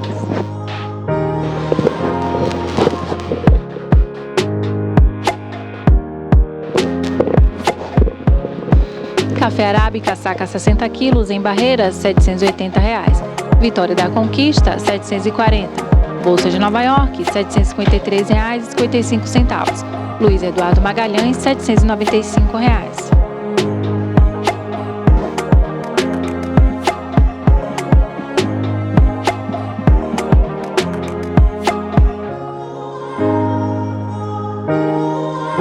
Café Conilon, saca 60 quilos, em Eunápolis, R$615. E Colatina, R$640. Agora estamos aqui com o professor, o mestre, né? Roberto José, que vai fazer as atualizações aqui sobre a guerra. Vamos falar um pouquinho também sobre segurança pública, né? Bom dia, professor Roberto, bem-vindo. Bom dia, Bárbara. Bom dia, minha amiga Toné. Satisfação estar aqui mais uma vez. A gente atualizar um pouco, né? O que é que a gente tem percebido aí nos últimos dias ali no Oriente Médio, na Palestina, em Israel, né? A gente tem historicamente o maior conflito já registrado naquela região, em razão do número de mortes e da força com que a guerra, né, e das consequências em que essa guerra e que esse conflito está se tornando, né? Segundo informações das agências internacionais, o número de palestinos mortos já passam de 10 mil mortos quanto israelense é pouco mais de 1.200 mortos. Então, é um conflito que, pela primeira vez na história, a gente tem um número muito grande de mortos. Israel, as Forças Armadas de Israel, tanto por terra quanto por ar, vem intensificando as batalhas, né? Então a pretensão é dividir a faixa de Gaza em dois, na área norte e a área sul. Nós temos hoje cerca de 34 brasileiros tentando passar pelo portal de Rafah, que é ali que dá chega ao Egito, né? Para dali o pessoal poder sair daquela região em conflito. Os brasileiros ainda não receberam autorização para tal. A gente tem na embaixada liberada. Pela sexta vez você foi negado. Né? Pela sexta vez, porque a passagem pelo portal. Parece que vão liberar. Pelo portal de Rafah, você tem envolvido 3 entes, né? Porque eu chamo entes e não 3 nações. Porque de nações você tem o Egito ao sul, Israel precisa autorizar, e o próprio Hamas, que controla a faixa de Gaza. Né? Então você precisa dessa autorização, e Israel ele faz um checklist. Quais são as pessoas que estão passando? E até porque, né, Roberto? Desculpa aí. Tem outras nações também no meio também que interessadas também em sair de lá. Exatamente. Não é só o Brasil, tem vários países. A gente sempre fala aqui em questão Mas os outros estão liberando. Hein? Os outros estão Mas agora o nosso último agora só são 36, prestem atenção. O nosso só são 36. Mas aí você tem, não importa, Bárbara, 36, mas são pessoas, né? São 36, mas você também tem milhares de pessoas lá que precisam ser liberadas, de outras nações. Sim. E isso vem sendo feito ao longo dos dias. O Egito tinha fechado recentemente para fazer um freio de arrumação até para provocar Israel, porque no portal de Rafah, o único acesso não é só o Egito, você tem um acesso também para o Sinai, uma parte do deserto do Sinai que pertence a Israel.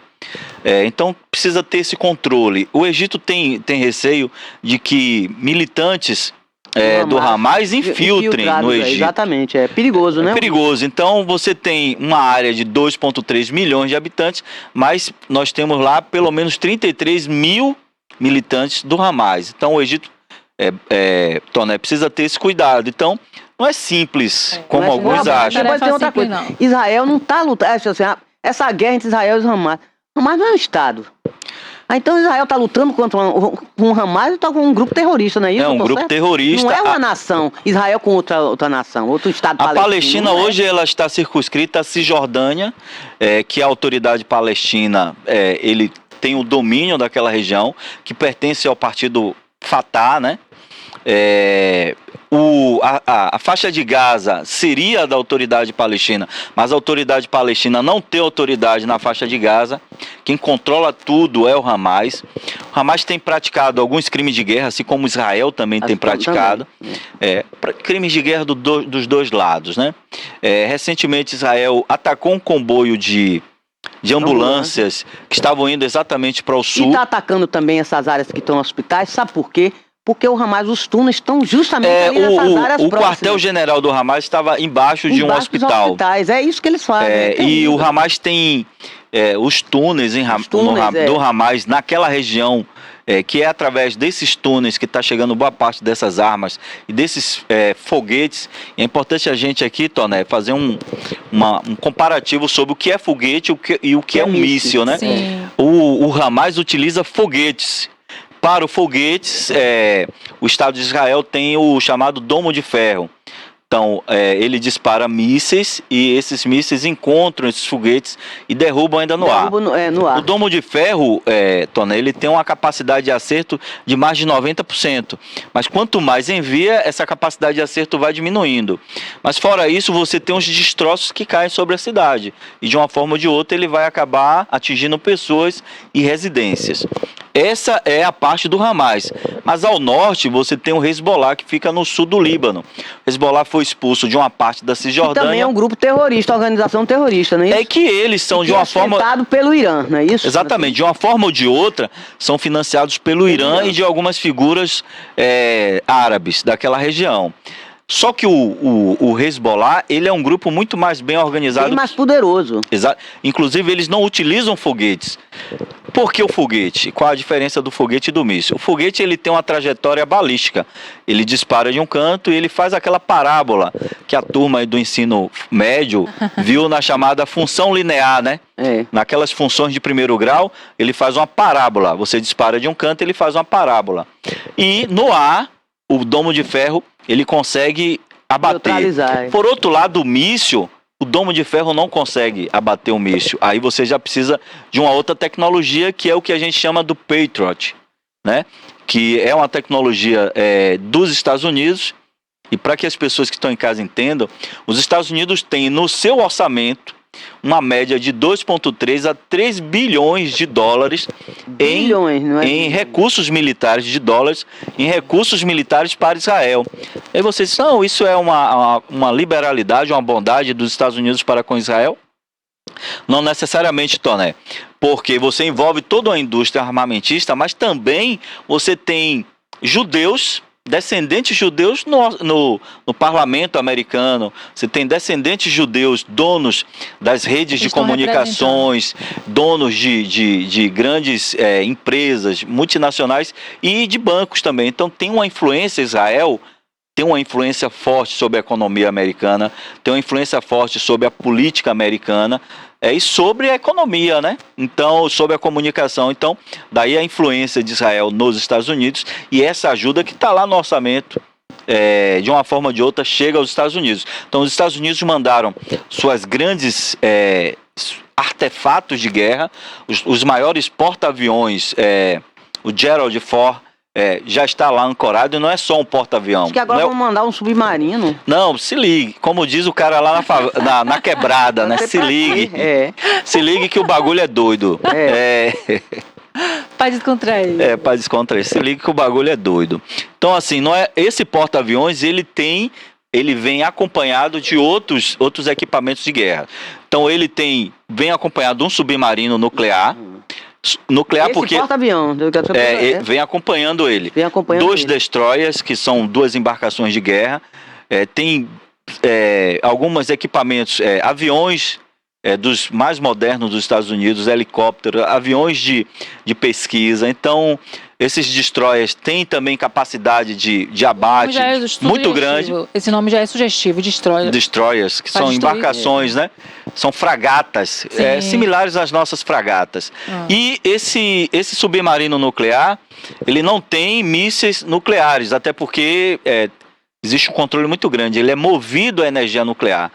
Então, assim, além do Gerald Ford, você tem um segundo porta-aviões que também vem acompanhado desses outros equipamentos para dar principalmente para o Irã, um recado: não se mete na guerra, vocês já estão se envolvendo, enviando equipamentos, por isso que o Estado de Israel fez aquele cerco para evitar que esses equipamentos cheguem, e a pergunta que se faz é, poxa, Israel tem uma inteligência militar muito forte, né?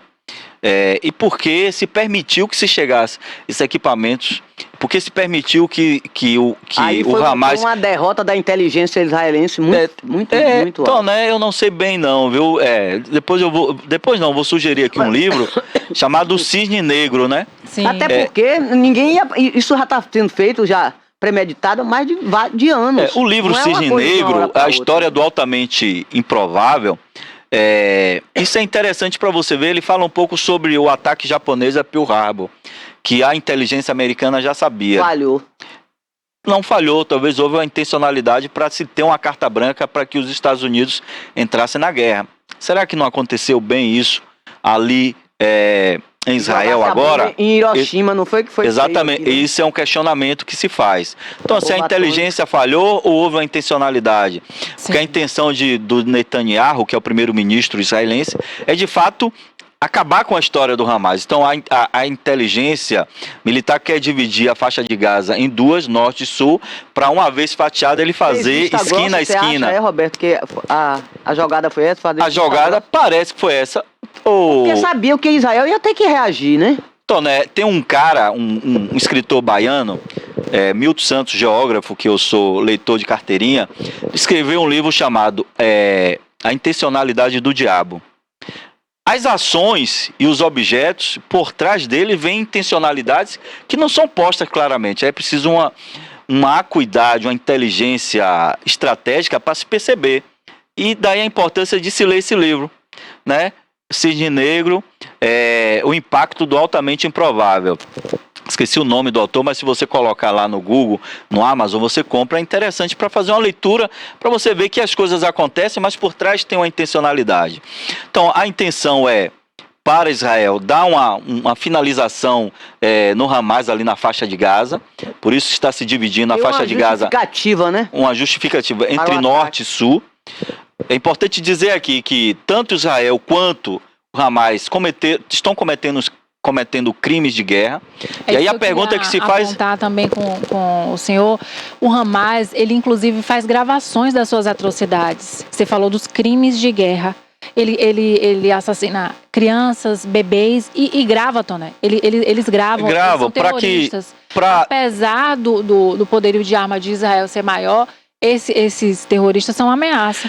Parece, e aí dentro de uma leitura analítica e de inteligência estratégica, o Hamas sabe da força de Israel e dos amigos que Israel tem, né? Então os Estados Unidos é o grande aliado, junto com os países da OTAN, todos são aliados de Israel. De qualquer forma, chamaram a atenção do mundo, né? Chama a atenção do mundo. Então, parece que a intenção do Hamas, o que o Hamas prega? O Hamas prega a destruição de Israel, mas de tudo que o Ocidente representa. O Hamas prega também a criação da Sharia, né, que é a lei islâmica, naquela região, mas para todo mundo.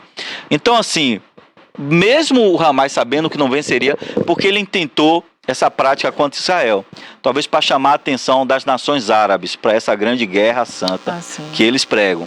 Parece que é isso, mesmo sabendo que não venceria. Mas o Hamas conseguiu impingir a Israel uma forte dor, não uma derrota, né?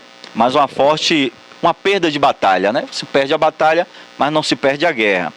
É exatamente por essas ações altamente violentas.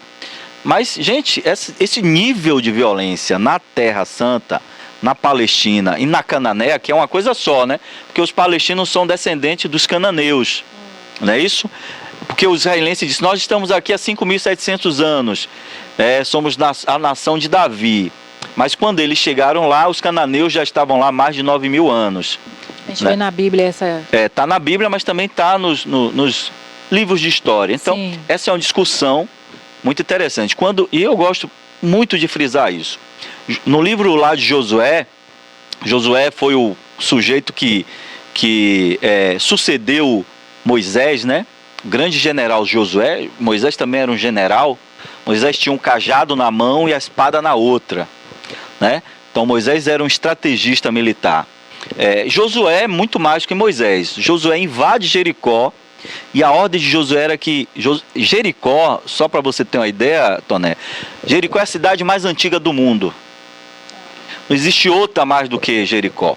Os famosos muros de Jericó. Os muros de Jericó. Agora, outra coisa, Roberto. Essas áreas são áreas minúsculas.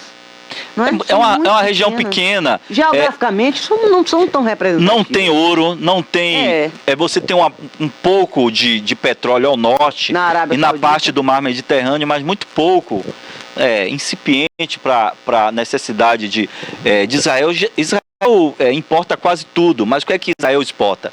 Tecnologia, inteligência, né? Educação, né? Exporta muito isso.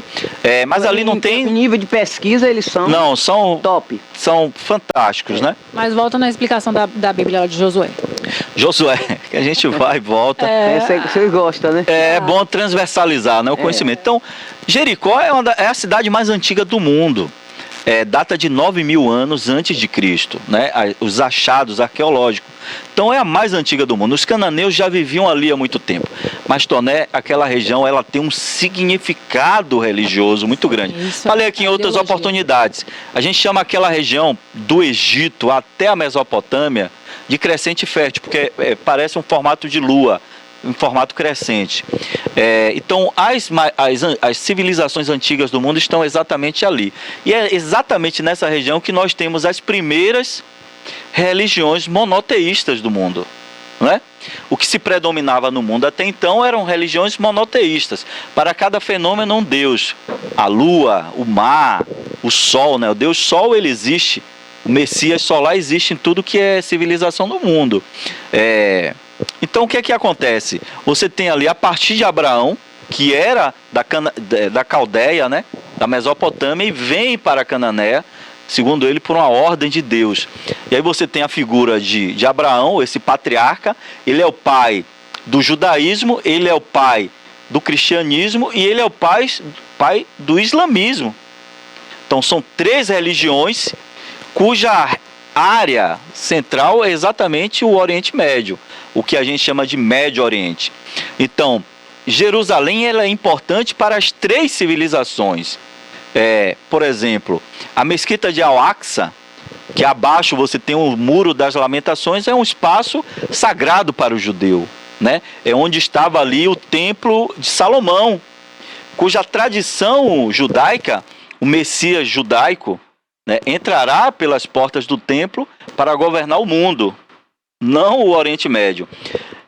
Essa mesma mesquita de Al-Aqsa, no domo de ouro, né, que a gente chama de a parte de cima da mesquita, Jesus, segundo a tradição católica, foi levado ali por Satanás para ser tentado no pináculo do templo, onde ele diz: joga-se daqui para baixo, que aos anjos Deus dará ordem para que te aparem.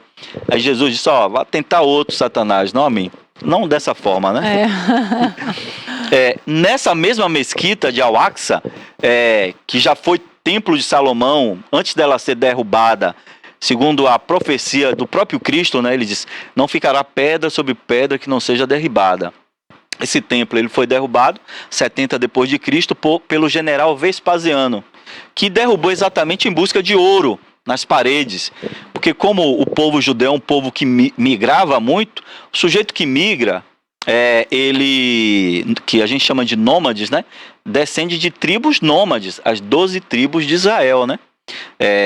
E por migrar muito, o sujeito que migra, a riqueza tem que estar na palma da mão, né? Ouro, sempre foi, né? E se Roma achava que estava escondido ali nas paredes ou uma parte do ouro dos judeus. Então, você tem um significado religioso para o judeu, se tem um significado religioso para o cristão, seja evangélico ou católico, e tem um significado religioso para o muçulmano, que na tradição muçulmana, o profeta Maomé ascende aos céus. São significados distintos, né? São distintos, mas estão todos imbricados, né? Tanto que, qual é a solução? É que você tenha, naquela região da Palestina, os 2 estados. O da Palestina e o Estado de Israel. O grande problema é que na Palestina, a gente, que é também consequência dessas apropriações territoriais por parte de Israel, você tem, por exemplo, essas instituições terroristas como o Hamas, na faixa de Gaza, e o Hezbollah ao norte de Israel, no Líbano, que dentro dos seus princípios pregam a destruição total de Israel e o estabelecimento da Sharia, que é a lei islâmica. Então, são coisas que não dá para dialogar nesse sentido. Na verdade, eles querem unificar, querem derrubar uma ideologia e que fica na verdade, predominando. A lei islâmica, né? Então, o ideal é que a gente tivesse na região os 2 estados e que a cidade de Jerusalém, né? E qual é a capital de Israel mesmo hoje? É Jerusalém ou Tel Aviv? Não, Tel Aviv, né? Que a cidade de Jerusalém seja uma cidade internacional administrada pela ONU, que seria a melhor opção, mas, e inclusive foi decretado em 1948, mas não aconteceu. Você tem aquela região toda nesse sentido. Os Estados Unidos enviaram seus equipamentos de guerra para mandar um recado para o Irã. O Irã também não quer porque o Irã é um estado que é governado por xiitas. E aqui é importante a gente trazer de novo a diferença entre xiitas... As imagens aí que Cássio está colocando lá. Exatamente, as imagens aí são... Os ataques. Os ataques, na verdade aí, o sistema de mísseis de Israel invadindo e... Israel tem vários tipos de mísseis, né? Tem inclusive aqueles mísseis sem equipamento explosivo, aquele que só causa o dano físico. Recentemente Israel, que não explode. que não tem carga explosiva. Recentemente, Israel matou um membro de uma dessas organizações do Islã, que Israel tem como terrorista, que estava na sacada de um apartamento ali no Oriente Médio. O míssil veio com 3 lanças na ponta e degolou ele, não destruiu a varanda, não matou ninguém que estava na casa. Só era o alvo mesmo. Só era o alvo. Era Isso ele. é possível fazer se faz com alguém em terra. Alvo humano, né? O alvo humano se faz com alguém em terra, colocando um direcionador, né? Aí o míssil é disparado de um drone ou de um vante, né? Não de um drone, de um vante, que são veículos não tripulados de asa fixa. Até na guerra, né? Exatamente. Então, Israel tem tecnologia para fazer isso. Daí a crítica sobre aquele comboio de ambulâncias. Membros do Hamas utilizaram algumas viaturas, algumas ambulâncias daquela para fazer o transporte de guerrilheiros, né, de terroristas. Israel acabou atacando, para atacar uma ambulância, acabou atingindo as outras. Porque que realmente transportava feridos. Que transportava ferido, mas no meio daquela tinha uma ambulância transportando terroristas, né, aqueles guerrilheiros. Exatamente. O alvo era, mas como era um míssil explosivo, ele acabou atingindo todas as outras ambulâncias. É muito difícil ali, porque além dos túneis, eles estão infiltrados. Eles estão com esses reféns, e os reféns eles usam como um escudo humano. Então é difícil. Para matar um líder desse, ele está com 10 reféns ali. Aí mata os 10. Aí tanto que o quartel-general do Hamas, né, ali estava embaixo de um. É muito complexo, né, Roberto? Para Israel é difícil. Agora, uma coisa que eu estava vendo na televisão, que isso está despertando um antissemitismo no mundo. Aí é outra loucura para Israel. Isso desperta um antissemitismo que é anti-judeu. Volta tudo de novo, aquele negócio do nazismo. Pelo amor de Deus, vamos parar com isso. Para por aí. Vamos parar, né? O ideal seria que se parasse, né?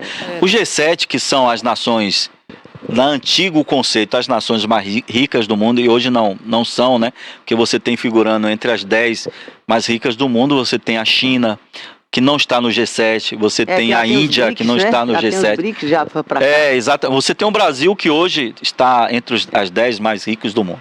Mas o G7 é esse grande clube aí dessas figuras importantes do mundo, que são esses países que eram os mais ricos do mundo, pedindo um cessar-fogo, exatamente para que essa ajuda humanitária chegue a essas pessoas feridas. Israel tem um direito de defesa, mas ele não pode exacerbar nesse direito, que até para fazer guerra, você tem normas. Até porque quem começou isso foi o Hamas. O direito de defesa, ele tem um limite. Então Israel extrapolou todos esses limites. São 10 mil mortos, né? Então é desproporcional. 10 mil mortos. Crianças, e 40%, Toné, de crianças e adolescentes. Impacta muito. Então, aí esse antissemitismo acaba ficando muito forte, principalmente entre as nações islâmicas, árabes. E aí, talvez, certamente o Hamas está tendo seu objetivo alcançado. Tá entendendo aí? Né? O objetivo do Hamas um deles era exatamente esse: causar essa algeriza a Israel, esse antissemitismo forte a Israel no mundo, mas principalmente entre as nações árabes. Na Europa são manifestações do lado palestino, todo mundo a favor dos palestinos, e não vejo manifestação a favor de Israel, né? Isso foi muito ruim isso. Exatamente. Então, assim, Toné e Bárbara, Israel tem direito de se defender, é óbvio, mas tanto Israel quanto Hamas vem praticando crimes de guerra. E o que se pede no mundo é exatamente um cessar-fogo, pelo menos para levar ajuda humanitária a essas pessoas que estão cerceadas dentro da faixa de Gaza, né? Nem ajuda humanitária não consegue acessar. Não está chegando. Tudo bem que o Hamas utiliza e comete crime de guerra quando infiltra seus terroristas, ou seja lá, guerrilheiros em ambulâncias. Isso é um crime de guerra, não pode, né? Por exemplo, só para você ter ideia, a polícia tem técnicas de se infiltrar, técnicas para subir o morro. Por exemplo, áreas conflagradas. O que é área conflagrada? É uma área que você tem um domínio territorial de narcofranquias ou de grupos que territorializam ali. A polícia, dentro de convenções internacionais, ela não pode utilizar uma ambulância para chegar numa área dessa. para surpreender os traficantes. Porque isso é contra a Convenção de Genebra, tá entendendo? A polícia não pode utilizar uma viatura dos bombeiros para fazer isso. Porque essas viaturas, esses equipamentos precisam chegar nessas áreas, exatamente para oferecer o socorro devido. Então existem regras para isso. O Hamas peca nesse sentido quando coloca não também... ser atingida, não pode ser alvo. Não pode ser alvo. Não pode ser então alvo. você tem uma situação difícil. O Hamas sabe disso e utiliza isso para que a imagem de Israel sofra desgaste no mundo. A Itália está encaminhando para aquela área ali do Oriente Médio um navio hospital, exatamente para atender nessa parte da embarcação essas vítimas, né? Tá chegando aí nos próximos dias lá, então o que se pede, o G7 pede, e a Itália faz parte do G7, é que se haja um cessar-fogo para que essas pessoas possam ser socorridas, para que a ajuda humanitária chegue ali à faixa de Gaza. É importante lembrar que a faixa de Gaza tem, ou tinha, 2,3 milhões de habitantes, né? É a área do mundo mais habitada, né, por metro quadrado. Né? Então, assim, a gente está tendo uma situação de crise humanitária seríssima, e aquilo que você falou, Toné, o Estado de Israel está sofrendo um desgaste muito grande por conta da força com que está dando a resposta. Né? O Hamas conseguiu o que queria, né? Está conseguindo, né? Conseguindo é um gerúndio, né? Israel vira e mexe, ele contra-ataca, né? Ele vem aí. Na verdade, já não há mais um contra-ataque, né? Já é dentro de um planejamento de guerra, já é um ataque direto, porque quem estudou um pouco sobre técnicas de guerra, você tem primeiro a atuação do sistema aéreo, né? Do sistema você tem as diversas armas, né? A artilharia é a primeira que entra. Uma vez limpado o território, você vem com a cavalaria, que são aqueles tanques, e a infantaria logo atrás da cavalaria. A infantaria que vai fazendo a varredura esquina por esquina. Aí está o perigo. E aí está, não o perigo, a fragilidade, Toné. Porque quem está defendendo o território, ele tem a vantagem do território. E como eles utilizam bastante túneis, então, de repente, e ele atrás tem que são os reféns, né, Roberto? Esse aqui. E ainda tem os reféns, né? O último cálculo passa de 200. Exatamente, ninguém sabe. E certamente uma parte desses reféns já morreram. Qual é o número exato, né? Uma parte desses reféns já morreram nesses bombardeios. Ou foram executados mediante essa... Para Israel não é interessante também dizer o número exato, quer dizer, fica feio. E para o Hamas ficar dizendo que é não sei quantos, tudo também, para eles pensam que, para chamar a atenção, né? Que tem não sei quantos reféns, vai matar todo mundo. Mas eles só têm isso, porque se os reféns morrerem, acabou, né? Agora me diga uma coisa, Roberto, essa área lá de Gaza, qual é a área mais ou menos, quantos quilômetros você sabe? Não, a faixa de Gaza, em quilômetros quadrados, eu não consigo lembrar agora, mas ela tem 30 quilômetros de forma longitudinal, e até o litoral ela é pouco mais de 20 quilômetros, ou seja, uma área bem pequena. Bem pequena, né? Bem pequena. Mas que ousadia. Se você perceber que daqui para Ilhéus... São 32 quilômetros? Você vê, imagina. Agora, professor, saindo um pouco desse tema de guerra, mas a gente ficou bem informado, né? Com atualizações aí sobre a guerra em Israel. Vamos entrar um pouquinho em segurança pública, Toné, para finalizar. Que é a nossa guerra, né?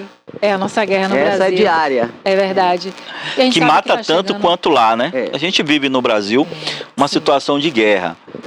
Dados os números de letalidade, tanto policial quanto dos enfrentamentos que ocorrem dentro desses territórios, Toné. Então, primeiro, eu sempre gosto de falar para que as pessoas entendam, o modelo de segurança pública do Brasil, Toné, é um modelo ultrapassado. Ok? Tudo bem, ontem foi aprovado no Congresso, no Senado, a Lei Orgânica das Polícias Militares, que de uma forma indireta você avança em algumas coisas, mas é preciso ir além disso. Nós precisamos de um outro modelo de segurança pública no Brasil. Por outro lado, política de segurança pública não é só polícia. Viu, Toné? É importante dizer isso, eu gosto de frisar. A polícia é apenas a ponta do iceberg. Eu chamo de última rácio, né? Quando nada der certo, cai no colo da polícia. Então, política de segurança pública é escola de qualidade, em tempo integral, de educação integrada, é esporte, é cultura, é arte, é geração de emprego e renda, é urbanização de áreas, é saneamento básico. Roberto, veja bem, a gente tem Polícia Rodoviária Federal, Polícia Federal, Polícia Rodoviária Estadual, Guardas Civis Municipais em vários pontos, Polícia Civil e Militar. Só aí, não sei se tem mais. 6. Tem a Polícia Ferroviária também. Peraí, lutando contra o PCC, peraí, a gente é 6 contra 1. A gente tá perdendo. Peraí, Roberto, como é que você explica isso? Pronto, eu explico. Vai ter que explicar. Porque nós temos 6. 6 organizações. Lá é só uma facção. O Comando Vermelho nem tanto. Não tá fazendo uma festinha agora para aparecer. Mas quem manda é o PCC. Então são 6 que a gente tem lutando contra um e a gente tá perdendo, Roberto. Gostei da sua analogia, né? Da sua... na verdade não é só o PCC. O CV tem crescido muito, inclusive disputando territórios com o PCC, né? Mas são pequenininhos. Eles estão crescendo no Brasil. Desde a morte de Jorge Rafá, que era filiado ao CV, ali em Pedro Juan Caballero, no Paraguai, o armistício que existia entre o PCC e o CV se rompeu ali. E aí começou um crescimento exponencial dos números de morte em razão da disputa territorial dessas duas narcofranquias. Mas o que é que a gente tem de narcofranquia e o que é que a gente tem do outro lado de polícia? Que é esse aparato repressor do Estado. O aparato repressor do Estado, a gente tem lá nos manuais de direito que o Estado é quem detém o monopólio da violência e o direito de punir, né? O jus pudiendi. Isso está bem claro. Por outro lado, Toné, você citou aí 7 polícias. É verdade. A gente poderia ter até mais. Por exemplo, as guardas municipais, eu defendo que elas sejam polícias municipais. Trabalhando de tecnologia a nosso favor. Qual é o modelo que é eficiente no mundo? O modelo que é eficiente no mundo não é esse que nós temos. Nós temos um modelo ineficiente. Eu chamo de modelo dual e anacrônico. Lá atrás, os Estados Unidos conseguiu destruir, não sei, né? Totalmente a máfia. Mas aí vamos lá. Al Capone caiu. Caiu, mas vamos lá. Qual é a situação? Não foi proibir o uso de álcool, que era o forte do Al Capone, fazer ali aquela comercialização de bebidas alcoólicas. Isso estava acabando com o Estado, porque o Estado depois passou a cobrar impostos e viu que não era a questão de punir, de simplesmente proibir. Outro fato é o modelo que a gente importou de guerra às drogas, que é o modelo americano. Para uma polícia, para um modelo dual e anacrônico que a gente tem, que é um modelo que só tem no Brasil, Serra Leoa, Guiné-Bissau e Turquia, ok? Esse modelo não é eficiente. Você tem uma polícia militarizada de um lado e uma polícia judicial do outro, que não se comunica, que não troca informações. Isso é ruim. O modelo que é eficiente no mundo é o modelo que que nós chamamos de modelo de ciclo completo de atividade. Os Estados Unidos, Toné, tem dezenas, centenas de polícias. Municipal, estadual, federal, de fronteira. Enfim. Aí tinha o FBI, tinha a CIA. Não, que é uma polícia federal lá que atua em coisas específicas. Mas são todas polícias de ciclo completo. Essa é a polícia que dá certo. Então assim a gente tem. A polícia militar poderia ser uma polícia de ciclo completo. Roberto, e tem outra legislação lá nos Estados Unidos, é alguma loucura. Tem estados que têm pena de morte e outros que não têm. É isso. Mas aí você tem uma eficiência dessas polícias, principalmente na investigação criminal. O que é que acontece no Brasil? Governadores, como políticos comuns, tradicionais, gostam de investir em coisas visíveis, em obras visíveis. Por que, via de regra, não se investe muito em saneamento básico? Ora, o saneamento básico é importante, que ele promove a saúde. Cada real investido em R$5 na saúde. E o que por exemplo, essa garantia de lei da ordem, que foi publicada agora para o Sudeste do Brasil, a GLO, o nosso tempo está indo embora, né? Já acabou. Mas quando o Denilton entra, já para encerrar. Mas é isso, só para finalizar, Denilton chegou aqui, é uma figura impoluta da nossa região. Nós temos um modelo, Toné, dual e anacrônico. Esse modelo não é eficiente. Nós precisamos de um novo modelo de segurança pública no Brasil. É preciso fazer esse enfrentamento, senão a gente vai continuar batendo cabeça nesse sentido. Tem 3 anos para implementar esse plano que o Dino O ministro Flávio Dino fez o plano de segurança pública. Tem 3 anos para implementar, vamos ver se dá É certo. importante o SUSP, né? Sistema Único de Segurança Pública, a gente começa a melhorar. Ó, na saúde a gente tem um Sistema Único de Saúde, na educação a gente tem um Fundeb. A gente precisa ter um grande ainda funciona, né? coordenador nacional dessa política. Valeu, um forte abraço.